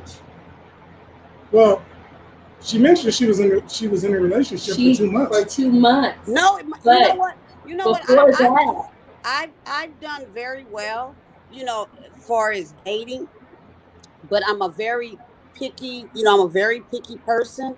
And like I said, I don't deal with people, sometimes people can come into your life and they got issues and all that. I don't have time for it. You know what I'm saying? So I learned to love myself first. You got to do you first. You know what I mean? Love that. When you love yourself first, and then when you get when that significant other come into your life, and then you can take up on that. But it got to be right. So the person that I have been dating for the last couple of months, it's a beautiful thing. It's a beautiful thing, and I have good feelings about that in my heart. You know what I'm saying? Yeah. So I feel real good about it. But I tell you one thing: if it don't happen, then you move on. If it don't happen, you don't happen. You just move on. Into a square hole. Right. But I'm not the type of person that's gonna sit around and be depressed and upset and stressed out. I'm not gonna let that happen. Life is too short. That goes back to that self-love. If you got into your true self-identity, Auntie, you know who you are, you know what you want to present and look like. Right? No one's not gonna change that for love or not. I'm gonna be my consistent, authentic self. I can see that, right? Right. And I want to totally be there. And I think a lot of younger women, we struggle with the fact of trying to do some things that he likes, and we lose kind of our self-identity.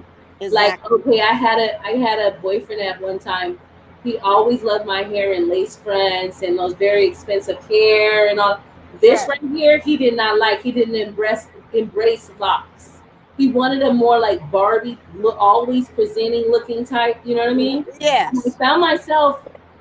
I love to be very fifth dimensional. I'm not someone that you could just throw in a box. I like to express myself in different ways. Yeah. And I found myself trying to over accommodate just to show appreciation. It wasn't even for him to like me. It was like, I'm trying to show you I'm down for you. Right. You know, I got this done, or I did this, and because you was trying so hard to please him.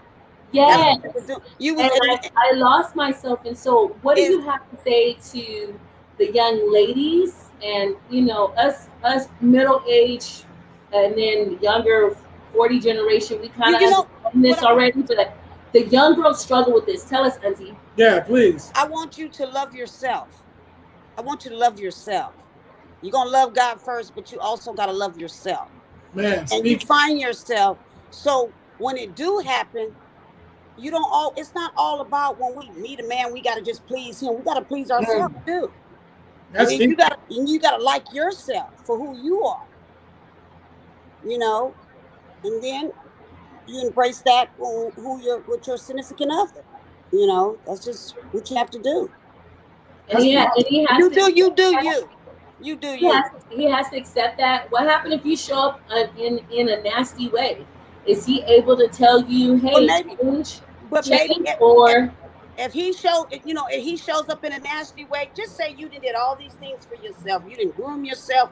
You did all these things, and then we got a date you're gonna pick me up. We're gonna go have dinner at 6:00 this evening, and then he comes to the door and he look at you and he like, ugh. and you look at him like you did all this for him, but he looking at you like it ain't nothing. Right, a real bad attitude. But what I do, his spirit ain't good. His spirit ain't good. You know, exactly. And you know what I would do? I would let him just tell him, you know, this ain't gonna work. I'm gonna go ahead and let it go. You got enough strength to say that. You got enough strength, and that's the thing. A lot of women don't have that strength because they're so fearful and lonely. You let him know, and you be strong about it.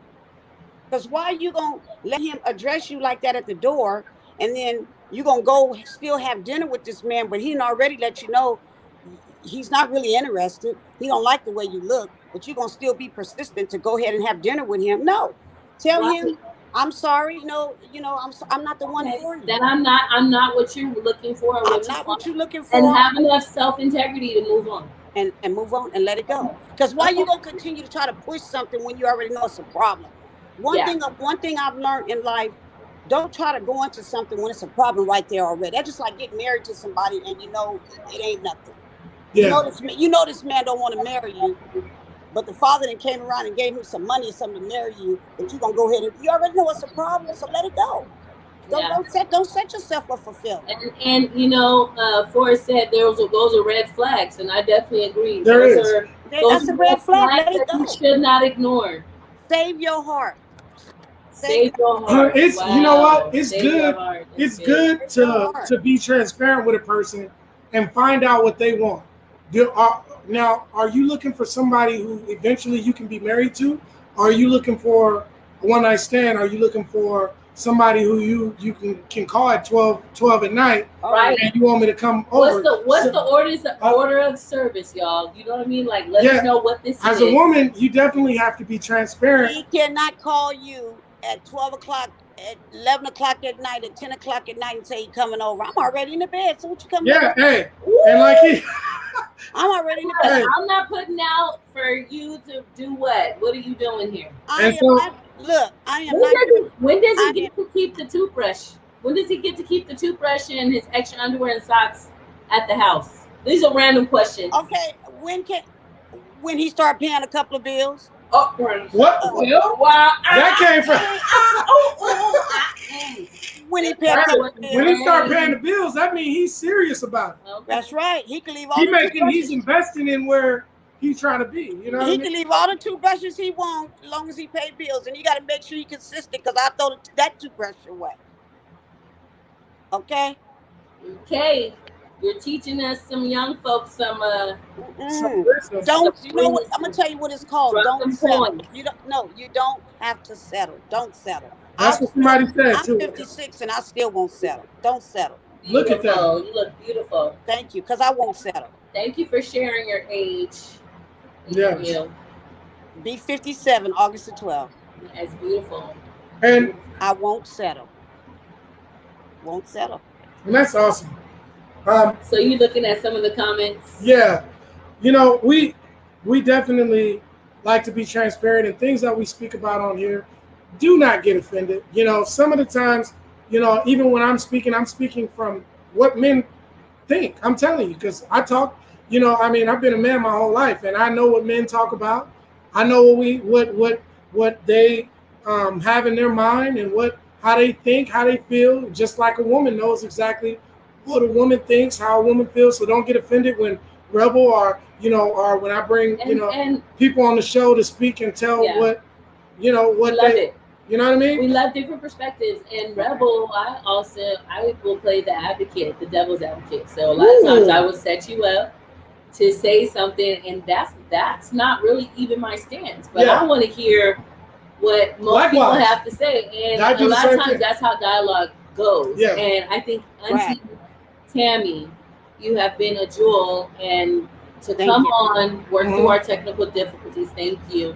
But really be transparent and like have this funny conversation about relationships. And so we're gonna pause right here because our Collins is still not gonna get away from this. Okay. He started this podcast by saying I was just trying to get you ignited. Don't. See, you are black women have the problem. So Black women don't have a problem. I'm not gonna let that go. Some of y'all sisters, all right. ahead. So some of y'all sisters go to different races too because y'all feel like. I'm just saying it goes both ways. That's my rebuttal. You talk on what you was gonna say. You was gonna talk about. All right. Okay. And what's the problem? All I said was we are community. Go ahead. All I said was some brothers. I'm not saying all, not myself. You know, I got me a sister now, and you know whether it's some arguments or whatever there, but it ain't that. But if it is, I'm gonna put up with it. Okay, she gonna put up with me. That's just how it is, right? But all right. So for those brothers who have, you know, gone to the other side per se, you know, some of them, you know, they feel in their mind that some black women are hard to get along with. Some black women can be very aggressive. Some black women can be very argumentative, you know, versus going to some of these other nationalities. They're very humble, very easy to get along with. And, you know, I'm not going to use that word because I know that's going to cause a storm around here. Fabian Garcia is on and watching. Fabian is a Mexican American with a Mexican mama that will go upside your head. I need you to harden up, Fabian, because guess what? Sass is in every culture. Don't say that we argumentative, we loud, and it's like that in every culture. I'm just telling you. See, you generate misconceptions when you don't have those conversations with those men. You're not hearing me though. I'm telling you guys, listen. Look at no hearts from Fabian. Fabian will tell you. Hey, listen, I get that it's a black woman. I get that it's in every race, but I'm telling you what black men think. You're not hearing me. What black men think is that the black woman, not all black women, but there are some black women, and this is why they go to the other races, is because some black women can be very angry at times. You said I love my black What's up, Faye? What's up, Faye? Some black you always invited to the barbecue. Good. Hey, some black women can be very argumentative. We can be very angry, very hard to get along with. That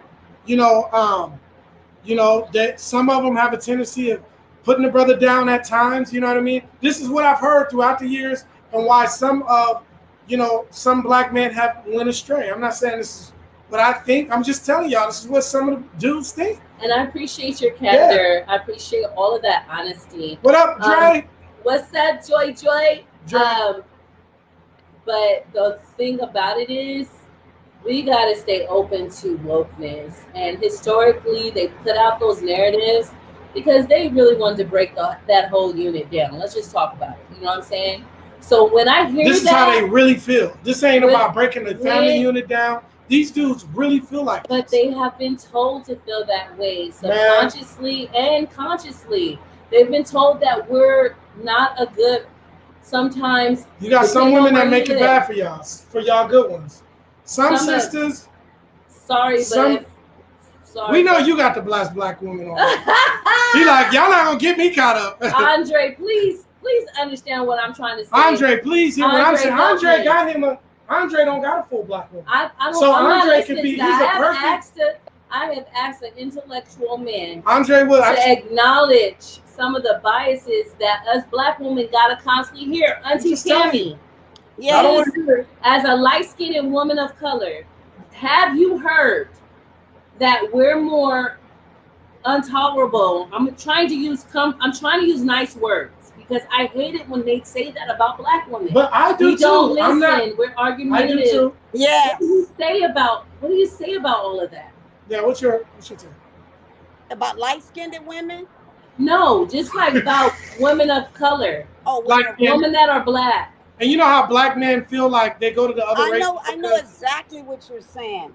And like Roby, you spoke on that earlier, so you're going to piggyback on that. I just think that I don't like when they do that. I don't like when they say, you see,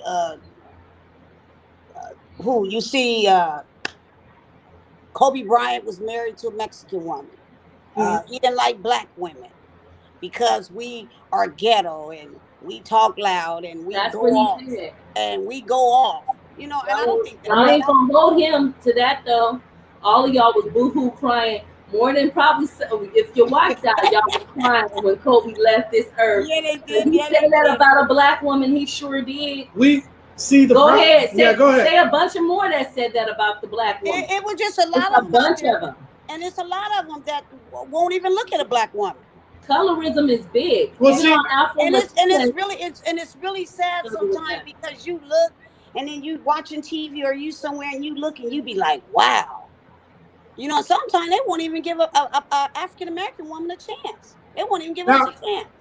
they now won't give you a chance. And then again, I told you there's an inherent privilege when you can get with a white woman and you can get some of the things she gets. She's more likely to get that house loan. Right. She's more likely to live in a better neighborhood. She's more likely to have the car that you wanted to drive. Right. She gets you that car. She's more It could likely be to get that loan, to get the up. You understand It could what be I'm that saying? for some, but it is. but I'll tell you for a lot. And see, the problem is a lot of black women get offended when this topic comes up. I'm offended. You know, I am, but I will And have this the is why, conversation. and this is why some of these brothers is running, because you know some of these dudes really feel like and I've seen it. But you know what this? But you know what this? I understand it more than you know. You know what I mean? That was not my first relationship. A warrior. Now some warrior sisters will stand with what we have to put up Some with, and then he will sisters- say and communicate what he does not and what Some will sisters not just don't tolerate, get but it. he is not going to generalize his sisters. Well, what about the Some sisters? What sisters about the, mess it what up for about all the y'all. sisters that do? I'm just being real. Like I've seen with certain black women that will go on one, and they will like listen. I'm You one know of what I mean? them. They will go on one and make you feel this little. You I'm see one what I'm of them, saying? but I am Talk learning. crazy to you. They go May to I that. say something? I'm just telling I y'all, am y'all. learning with my creative tongue to be a healer and not someone who walks in her disgruntled, unhealing self. So I'm a manifester. When he puts a seed into his wife, she manifests as a baby. You understand what I'm saying? So when we speak life or death and bad things over our men, yes, they're going to flee. But when I'm holding you accountable for treating me or doing something was impertinent to our relationship, you can't say I'm argumentative. Right. You know how say to that I'm address it. holding responsibility to one another and we're being transparent and communicative, and I'm saying you're wrong, and you have to accept that as my mate. I get it, but you gotta understand some black women and listen, sisters, don't get mad at me, right? I'm helping y'all right now, and y'all can throw stones. I'll be the Charlemagne of this podcast today. But some of y'all, you know what I mean, when that black man comes to try to talk to y'all, some of y'all get mad. Some of y'all get mad in a way where the rebuttal is furious and it turns him off to the point where he's like, and I'm not saying the black man don't do it to y'all. I'm not saying he don't do it to y'all, but I'm just saying, like, sometimes y'all get so mad and y'all don't hear what he's trying to say, and then after a minute, he stalls you out because you don't get it, and how you respond, you respond in such a negative, angry, aggressive way, and some of y'all be ready to throw fists and all kind of stuff, and some dudes just don't got time for that. They want to be with a woman, that they can talk to with a regular conversation. She ain't raising her voice. He ain't raising his voice. The temperament ain't high. You can find that. You can. You do have black woman. You have a lot of black women like that. You but can find that I'm in saying, black woman. just like cops, all cops aren't bad. But you got those ones that Can be I going say around something? shooting us. I'm not That either makes it- or. Yeah. So can I be sometimes argumentative because that's what y'all are?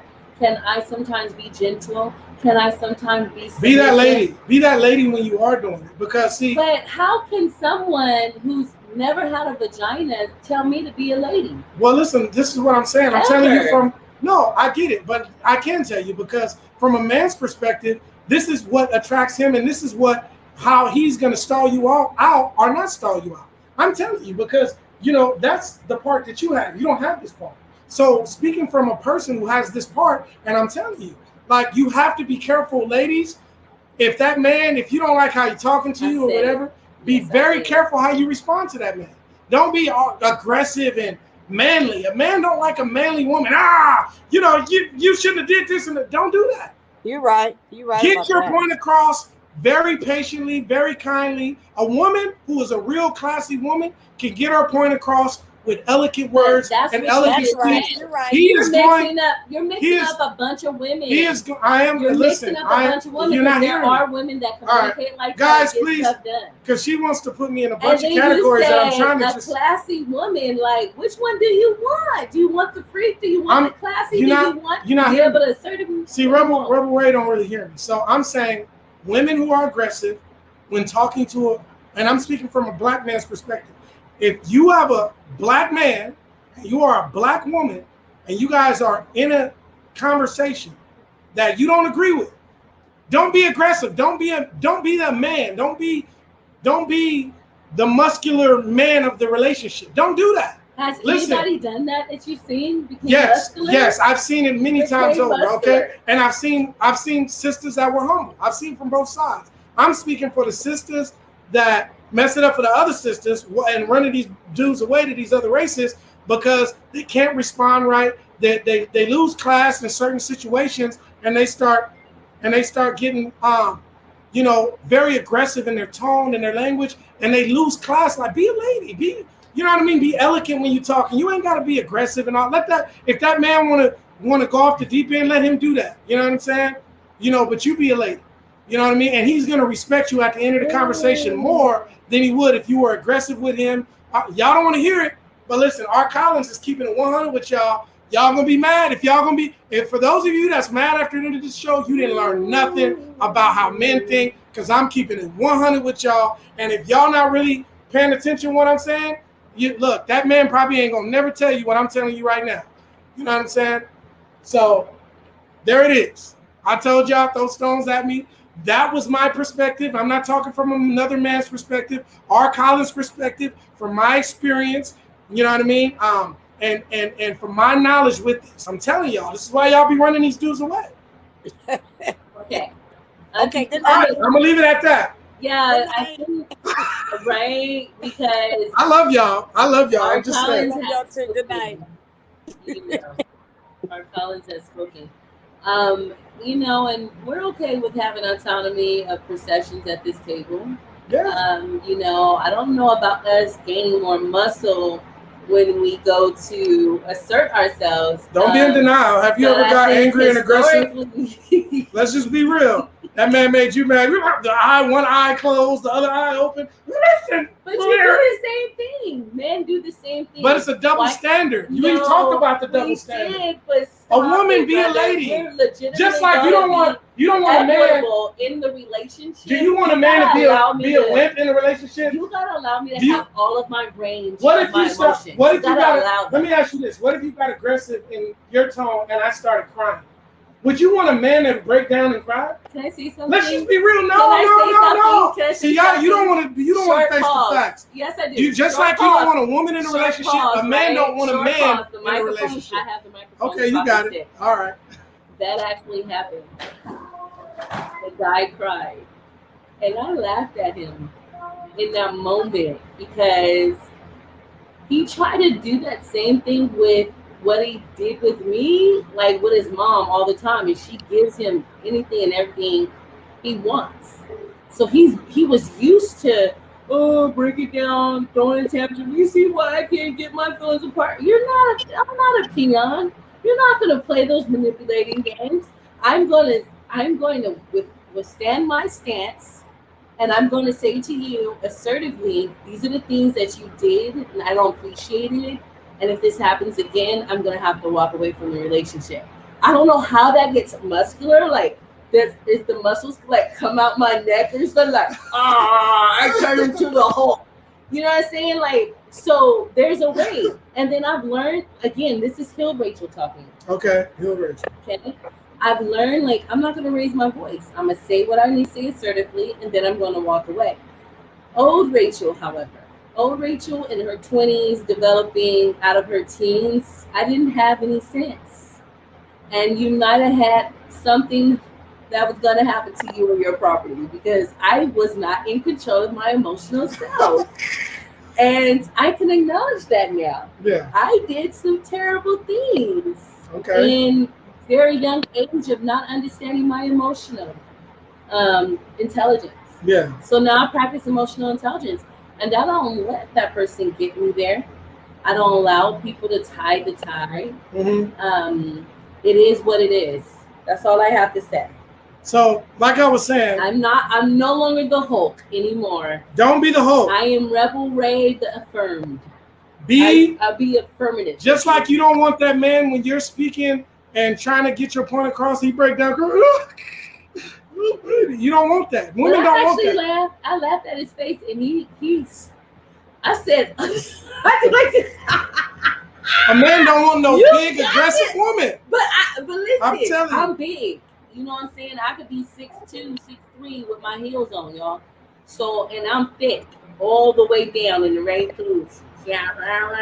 So sometimes that can be intimidating. Yes. I have broad shoulders, right? And it can be overpowering. Yeah. So I keep that in mind, but I don't cower.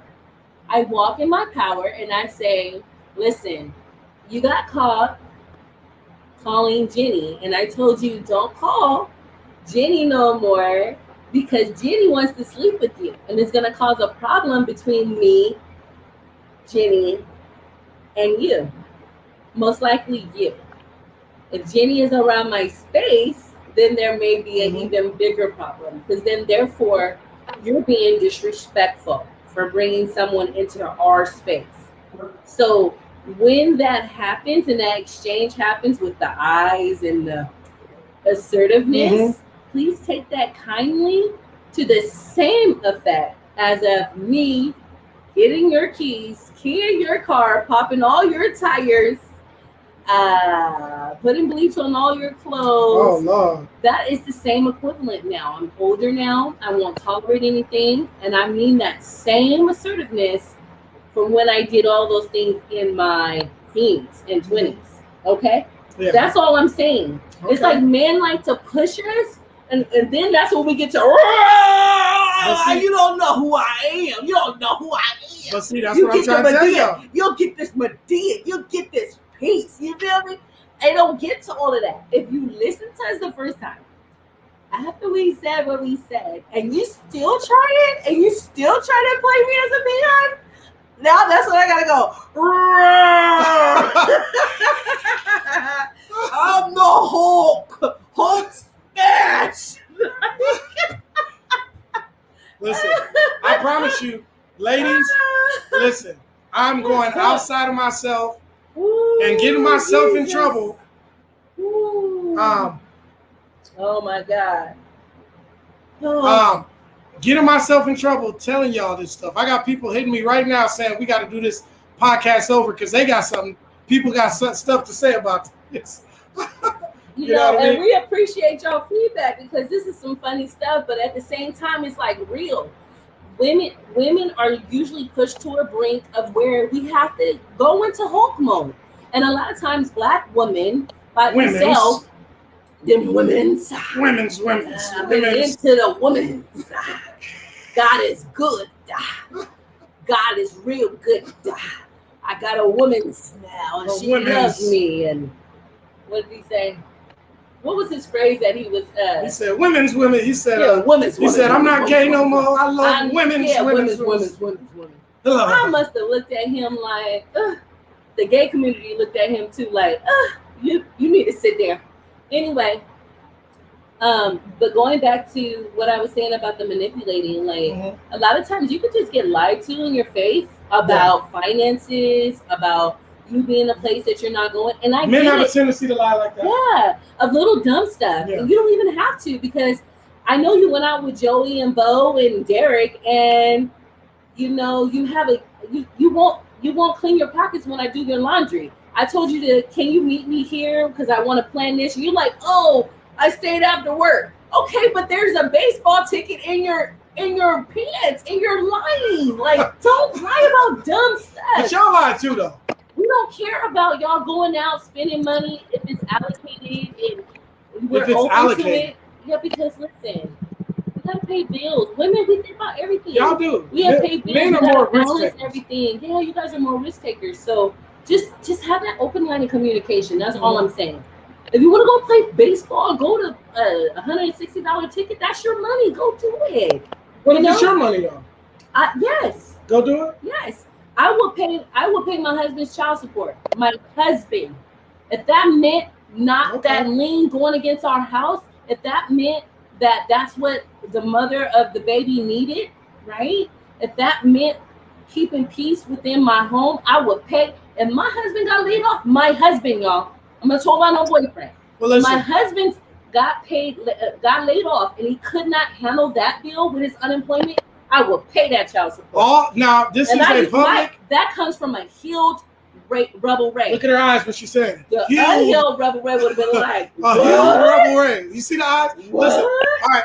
Hey, I have a public service announcement to all men with children out there. Get with Rebel Ray if you want your child support paid, and wife her, okay? Wife her, and she's going to pay your child support. She said it. I see Sly Gang. You got to be able to be into me, and I'm a difficult person to be into. I'm very simplistic, but yet complicated all in the same time. So I'm going to see. I'm going to see that. We got the sophisticated auntie now. Hey, hi. Hi. You know, Auntie Tammy is like, you actually see the games coming afar because now you got to train. Well, she mentioned that. She mentioned it. Yeah. That's why I'm going back to her in this. Yeah. You see the games that can be played in a relationship from afar from a man. So when you see it, what do? Shut it down, don't you? Shut it down. And then you show me now you've been counseled. Because I'm not playing no game. Now, Auntie, let me ask you this. Was there a time where, you know, when a man would come with the games, like when you were younger, that you would entertain it? And why would you have entertained it if you did? Well, you know, wisdom and stuff comes with age. So, you know, when you was younger, you have to go through it to learn it. You know, you got to go through something. You got to go through it to get to where you want to be, right? So when I was younger, I got married very young. I got married at 19. So I got married fresh out of high school. Yeah. So I stayed married for a while, and then I got out there and partied and had fun, right? Yeah.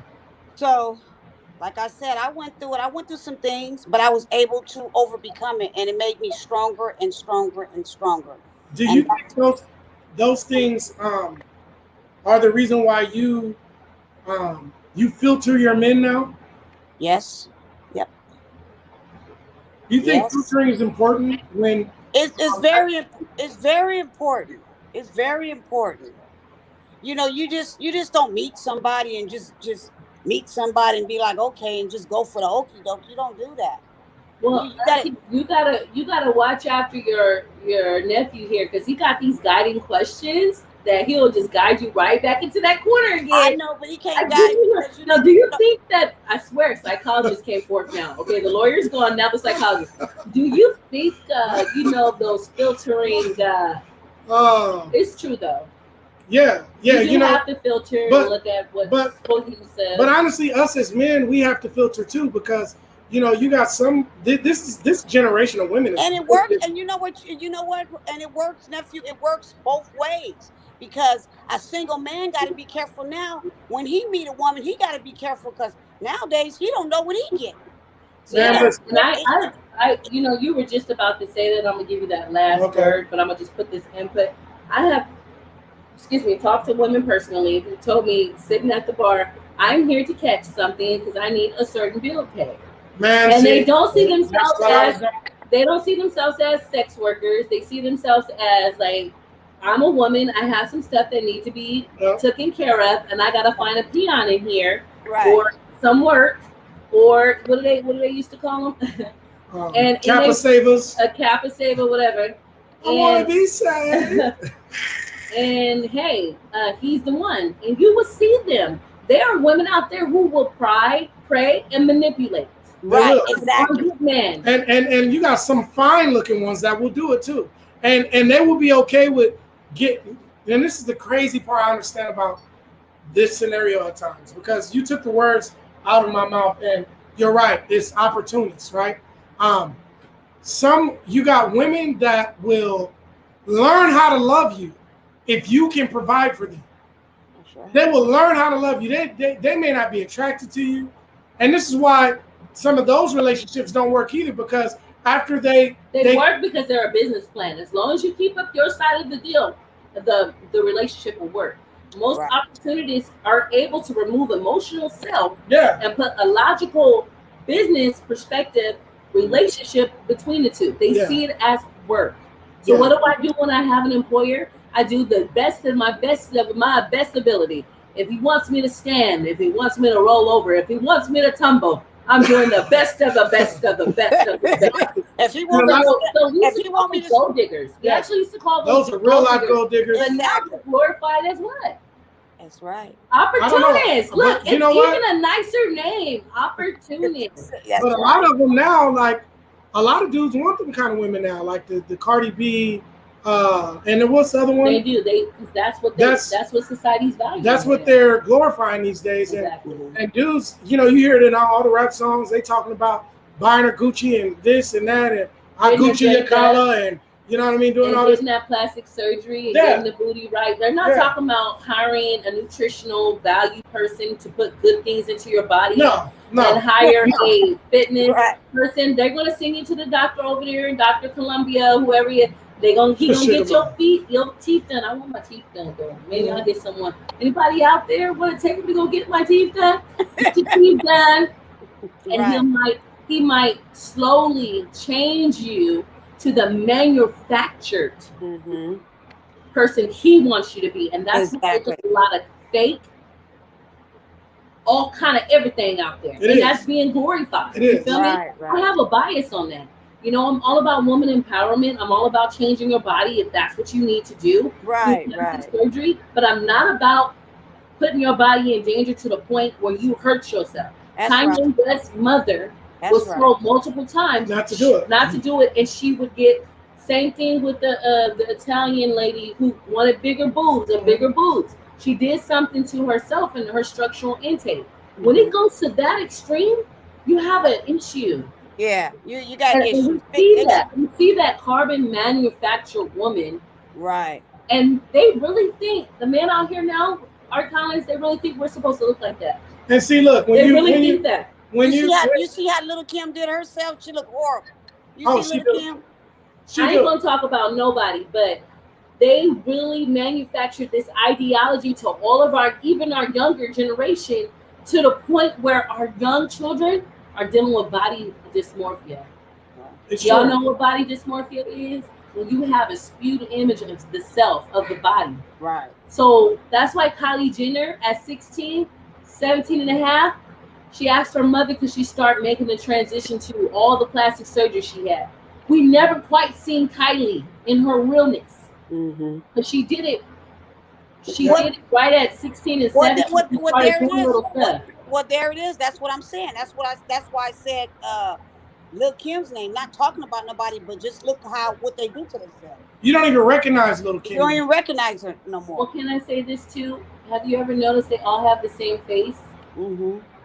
Because that's done by the same creative hand. When the same creative hand cannot cater your face, right? To what you're supposed to look like. You're always going to look like just a prototype. You're just going to look like the aftermarket of the prototype. Right. And so that's why it's so positive self-image is so big for us. Like our little black girls have always struggled with colorism. Like darker is not as good and lighter is better, and the hair. But on top of that, now to put this body dysmorphia, where they don't even like their straight curves. Okay. Somebody said Lil Kim looked like she got hit with a bat. I'm mad. Oh I'm Lord. not gonna talk.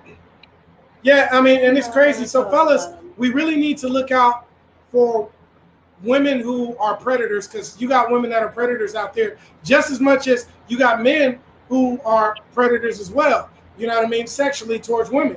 You got women who are financial predators towards men. Anything that they can get out of you financially, if you a sucker, guess what? They gonna get you. The first thing they gonna do is like, you know, they gonna test you. You know what I'm saying? Can you know, I got this God, this how they gonna do it though, right? And they don't even they know they're manipulating. They don't know it's so deep in them they can't help themselves. Yeah. Because that's how they've conducted themselves all their life. Yeah, so this how they gonna do it, right? You just meet her. She gonna be like, God, man, you know, my phone about to get cut off. You know, and tomorrow I ain't gonna be able to talk to you. Man, I just been trying to figure out how I'm gonna pay this bill. Hey, guess what? Now it leaves you in a position like, okay, you almost where you gotta respond like, or change the subject. Then it seems like you're a horrible person, right? For changing the subject. For changing the subject. You know what I'm saying? The whole entire time. She's baiting you in. She's baiting you in, and then when she's she catch you call. She know. Okay, with the whole bait and catch, I'm gonna test this out, and she'll test different levels of bait. Yeah. Some men are not moved by certain things, so she's gonna test different levels of bait. Come on. She gonna try your stomach. She gonna try your mama, getting close to your mama. Mm-hmm. She'll try a lot of different people. She will change herself to be what you need her to be. And most of the time we call that a gold digger, or we call that so many of them out there. A sugar. Be careful, fellas. What do they call that? Sugar mama? Baby. No. Sugar baby. There are professional sugar babies. I don't know if you saw that one episode of that black woman. Yes. I was like, oh my God. And she was teaching her young daughters how to get sugar. It was on Strange Sex, I think. It was on Strange. Y'all crazy. She was crazy. She was really crazy. Yes. And she was performing for her older, he was like 70, 72, 75. He was well with money. And she stayed in a separate 3-bedroom, 4-bedroom house. Story. She had everything pristine. She got her body done. All she did was ran on the treadmill, ate little bites to eat, kept her waistline. She said, he likes my waistline like this, and he likes red on my nails, and I keep it like that. And her boobs were black Marilyn Monroe, right? I'm looking at all this like this. I can't stand them type of And her boobs were huge, right? I'm sorry. She said, I have so many different types of bags. I think she showed up on Maury first. Yes. She had so many different types of bags. She showed all her Louis Vuitton and Prada and all this stuff. I'm telling you, she had red bottoms galore. And I'm not glorifying this, but it just showed me the power of you know what. Right, exactly. You know what old folks say, like, girl, you got that power. And I could never, because I would never fountain or manipulate someone like that with my power. I love the fact that Forrest Sykes is so transparent. He said he was a victim of this behavior, but he said he had a good heart. He was paying bills. I was single, but I woke up. Hey, I love the transparency because a lot of brothers ain't gonna be transparent. I've been transparent on here with y'all for y'all, and my bro, he's transparent on here with y'all. You hear me? Funny. You know, a lot of brothers fall victim to this. You know, you spending your whole little $200 check just. Some of y'all making $10 an hour. And that makes you resentful and want to cheat too, because you like. It does make you resentful. You like. Because I'm not gonna lie. I'm kind of like being told I was sunshine. You know what I'm saying? If y'all, and that's a whole nother name. If y'all ain't up on black pop culture, y'all ain't gonna know who Sunshine was. Sunshine was sent to take care of business, and he said, "Hey, honey, put your mama on the phone. Listen, I'm not coming back." Hold up, hey, when they showed that, I remember that. Sunshine and put it on that fool. He said, "Hey, honey, put your mama on the phone." Oh my God. Hey, listen. Y'all gotta see that coming part. back. I ain't never coming back. Hey, so I had somebody call me Sunshine one day, and I looked like, no. Hey, Sunshine. They knew who I was. All right, so look. Go in and disarm. So we've been on it for a while. I wanna end it with this, right? So, and I wanna ask Aunt mine, and I wanna ask my sis, right? All right. So first, Auntie, what do you think men can do in a relationship to keep that relationship, to keep that woman happy? Just a quick summary. I can't say that on air. This is PG. No, we're not PG. I already told them to get their kids out of here. I cannot say it. Say it. What he can do is, Some of these brothers want to know. I'm gonna say this here. If it's I'm good, listen, I'm gonna say it like this. If it's good, if the relationship is good, so everything he's doing, if it's good, he doing what he's supposed to do. So I'm gonna end it with that. If it's good, end it with that. He's doing what he's supposed to do. If it's bad, now what is that? What is he supposed to do? Yeah, because you're being you're being too nice. Too nice. Because I'm about to go in. No, what I am saying is, if the relationship is good, that means he's doing what he's supposed to do, she's doing what she's supposed to do, and everything is good. Now, if he's not doing what he's supposed to do, then what does that mean, Auntie? Does that mean is he working? Is he gotta be the informant? Does that mean he's right now? Is he sexual? Is he doing it right sexually? Like what's going on? The sex is good, the money is good, everything is good. If the sex and the money is good, everything is good. She can it. Oh my goodness. Yeah. Hey, what if the money ain't good but the sex is good? We have to try to work it out. I'm gonna throw one more into there. I'm gonna throw one more into there. Is there love? There has to be the stimulation of the mind for me. You have to be some type of sapiosexual for me. Okay, I can. And you have to have some type of integrity. So if you give me your word on something and I give you my word, you got integrity, right? I could believe in you because I could follow you when I believe in you. That's just coming from a strong black sister. Yeah. Okay? Go on, sister. That's what I'm talking about. I will follow you and I will submit. Now, the money, we can get money together. Oh, okay.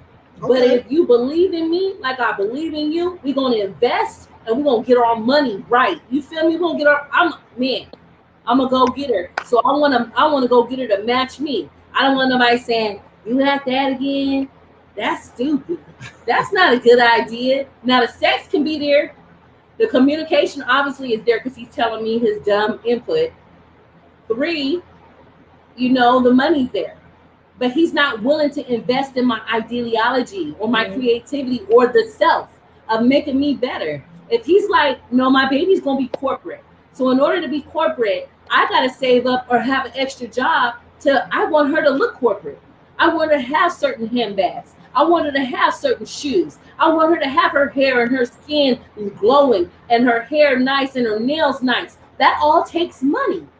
So I'm investing her in that way. I want her to feel good about her body. So where he takes you to get a little BBL, 360 lipo, take the fat in some areas, put it in another area so you're looking right, girl. You can take that. I'll take that because you're authentically, sincerely, without any alternative motive, want to see me glow up. When you see me glow up, guess what? I'm making your right arm look woo. Woo. Did y'all see them walk up? They $1 million couple. You see them walk up, they accommodate one another. Oh, he's working on, he don't got no belly, and she's all right in the back. That's what they see. That's what I want. So it takes a lot to get to there. So it don't always have to be the money. But if we got that same ideology where we go getters, we're going to get that money. That's right. Hello, somebody. So y'all, fellas, I hope y'all heard that because that's, they're giving y'all some real jewels on what women think. Women, I will tell you what men think, right? I will tell you what I think. You know what I mean? And what I think is, first, I need to make sure that you're going to be completely honest with me, right? First thing, because I can't be with nobody I can't trust. So we got to definitely have honesty. Key. You know what I'm saying? Second, I have to know that I am the only one that you see as that guy. Period. You know what I'm saying? Period. And I'm going to give you every reason to want to see me as that guy, but I got to be that guy that you see. I got to be the only person that you see in this relationship. I can't have the wandering eyes and all of that. No, I need you seeing R, period. Me. Okay. Seeing me. Okay. Third, you know what I mean? Sex got to be right. Sex got to be right. I'm sorry. I mean, if it ain't right, end it with that. If it ain't And right. it gotta be right. Again, you know, this It ain't- is to a committed relationship. it's to a committed that relationship. he's talking from. that you I'm guys. talking from. Don't jump on his Don't back. judge on me. Don't judge. I I'm talk talking. about unmarried sex. Jump on my back, okay? Lord, You know, jeez. so if those three aspects are in there, you know what I mean. Which in my relationship they are, very much so. I ain't gonna go into. Oh yeah, don't just shut up. They gotta know. They gotta know why we happy. They gotta know why we happy. Miss College ain't You know what I'm saying? this kind of, You know, they gotta know why we happy, and they gotta understand, like, you know what I mean. Like, you know, I'm in a time frame now where I'm in a frame where I've been married almost 10 years to my wife.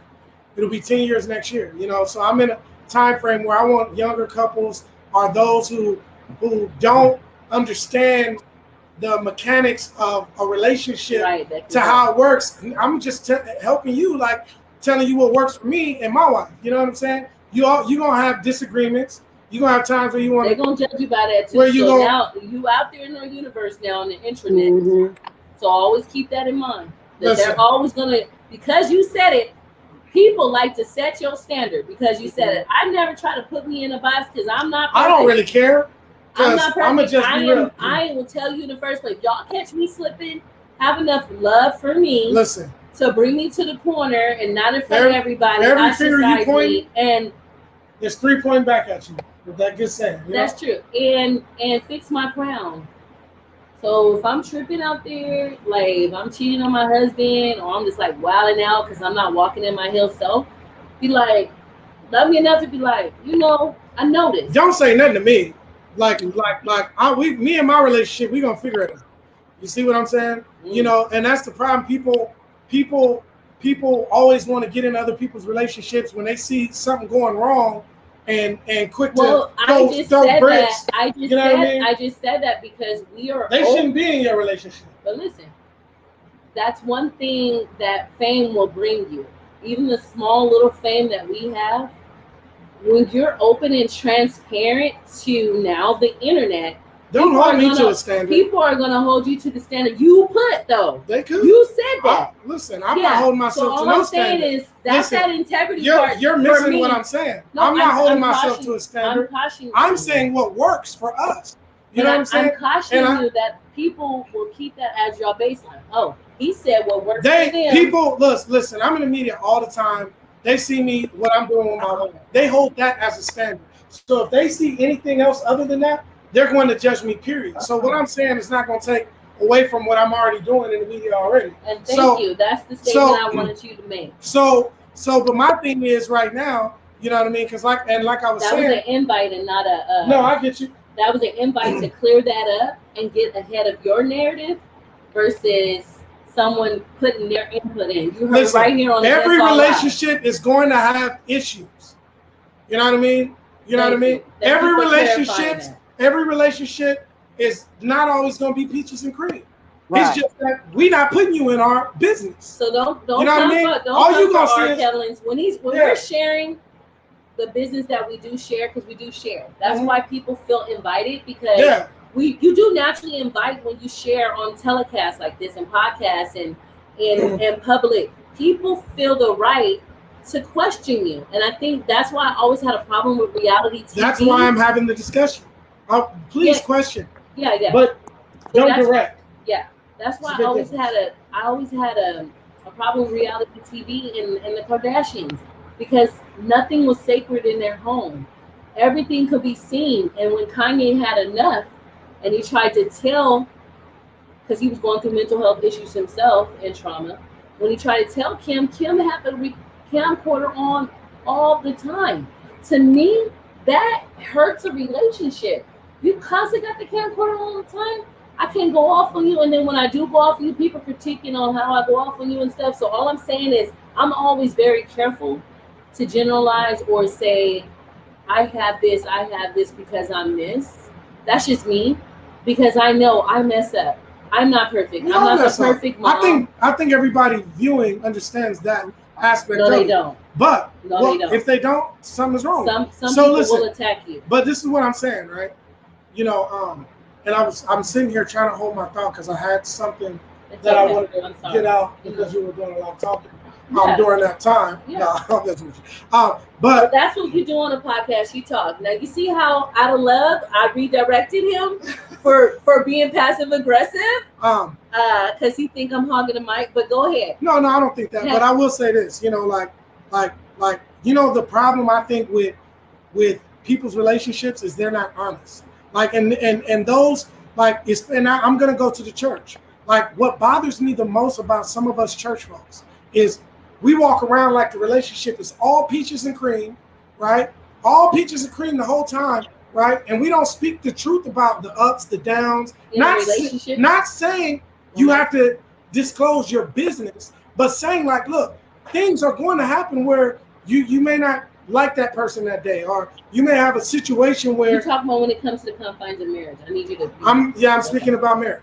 You may not like that person for that day, or you may have a situation where you're not getting along. A lot of church folks have a tendency just to speak about every good thing that has happened, and then guess what? For those who are coming up under them that is watching your relationship, because I don't care what nobody said. If you're in a relationship, you're being watched. Period. You are being watched by somebody, and somebody is seeing whether or not your relationship is going to make it or not make it. Period. So regardless whether you're on social media or you're not, people are watching you. So specifically in the church, for those who are, Left the camera. I know she done left a few times, but we love Auntie. For specifically those who are in the church and who are leaders and who are showing people their relationship and showing it as always perfect, y'all tripping, man. Like, you guys need to be very transparent without disclosing each and every matter that goes on, but you need to be transparent to those who are under you, because they don't know. They're looking at your relationship and they're thinking that everything is always supposed to work out, and when it doesn't, they panic, and then guess what? They're ready to split up because they're not prepared for the cloudy days and those dark days. Guess what? Me and my wife has not always had bright and shiny days. But I will tell you this, we loved each other enough to make it through those cloudy days. You know what I'm saying? And I appreciate that. Yeah. I appreciate that. And to break a little bit of this and give context up from this opinion, it's kind of hard to listen to people nowadays, because people who you have good intent to listen to and learn from, like Derek, what's his name? That got caught cheating on his wife. Oh. They in a whole hole in this church. They said God is in between their marriage, and a lot of people that listen to our podcast has looked to him for relationship advice. And he got caught cheating multiple times, and his following just did not know how to deal with that, because they felt like he was so perfect. They felt like, but when you're open and honest, he showed that. He said certain things for him too. Yeah. It's good about, it's good. It's, when you're, especially on what we're doing here, you know what I mean? That's why I like to be transparent, you know what I mean? Because, I'm transparent about, my life, the situation when I went to prison, things like that, because I want to help people. You know what I mean? Like, life is not long. I just lost my cousin the other day. You know what I mean? Life is short. You know what I mean? And if you don't have any seed in the ground per se, you ain't helped anybody. And on that final day, that thing can grow and be rooted. And grow and turn into a beautiful something, whatever that something is. You know what I mean? If you ain't planted good seeds in people's life, guess what? What are we here for? You know what I'm saying? I spent many years wishing that I had a father to tell me how to be a father. Yes. You know what I mean? To be a man of the and home. to be a man. Guess what? If I would have had somebody to tell me how to be a man, then guess what? I would have bypassed probably the prison and all of that. You know what I mean? I would have bypassed all of that. But since I didn't, have that, I had to go through that for myself. See, this is why we're here on this podcast, and it's against all odds, because guess what? Some of us had experiences that we have went through and we have made them out. Some experiences we haven't made them out. But guess what? We plan on making it out of those situations. And as we make them out, not saying we're perfect, not saying that we have perfect relationships, not saying that we feel like, our relationships are going to last forever, but we have the optimistic hope that they will. You see what I'm saying? We have the optimistic hope that, things will work out. You see what I'm saying? and we want you to have that same optimistic hope as well. You know what I mean? So we appreciate all of the input that has been said on the commentary. This was a long discussion. Our longest we're podcast going by far. Yeah, we're going to tie it up, and you can go back and listen when you all get some time. Chop up the podcast into because I think we ran about 2 hours. So we want to thank y'all, and it was a great conversation. Auntie, we really appreciate. Thank you. Welcome. You're welcome.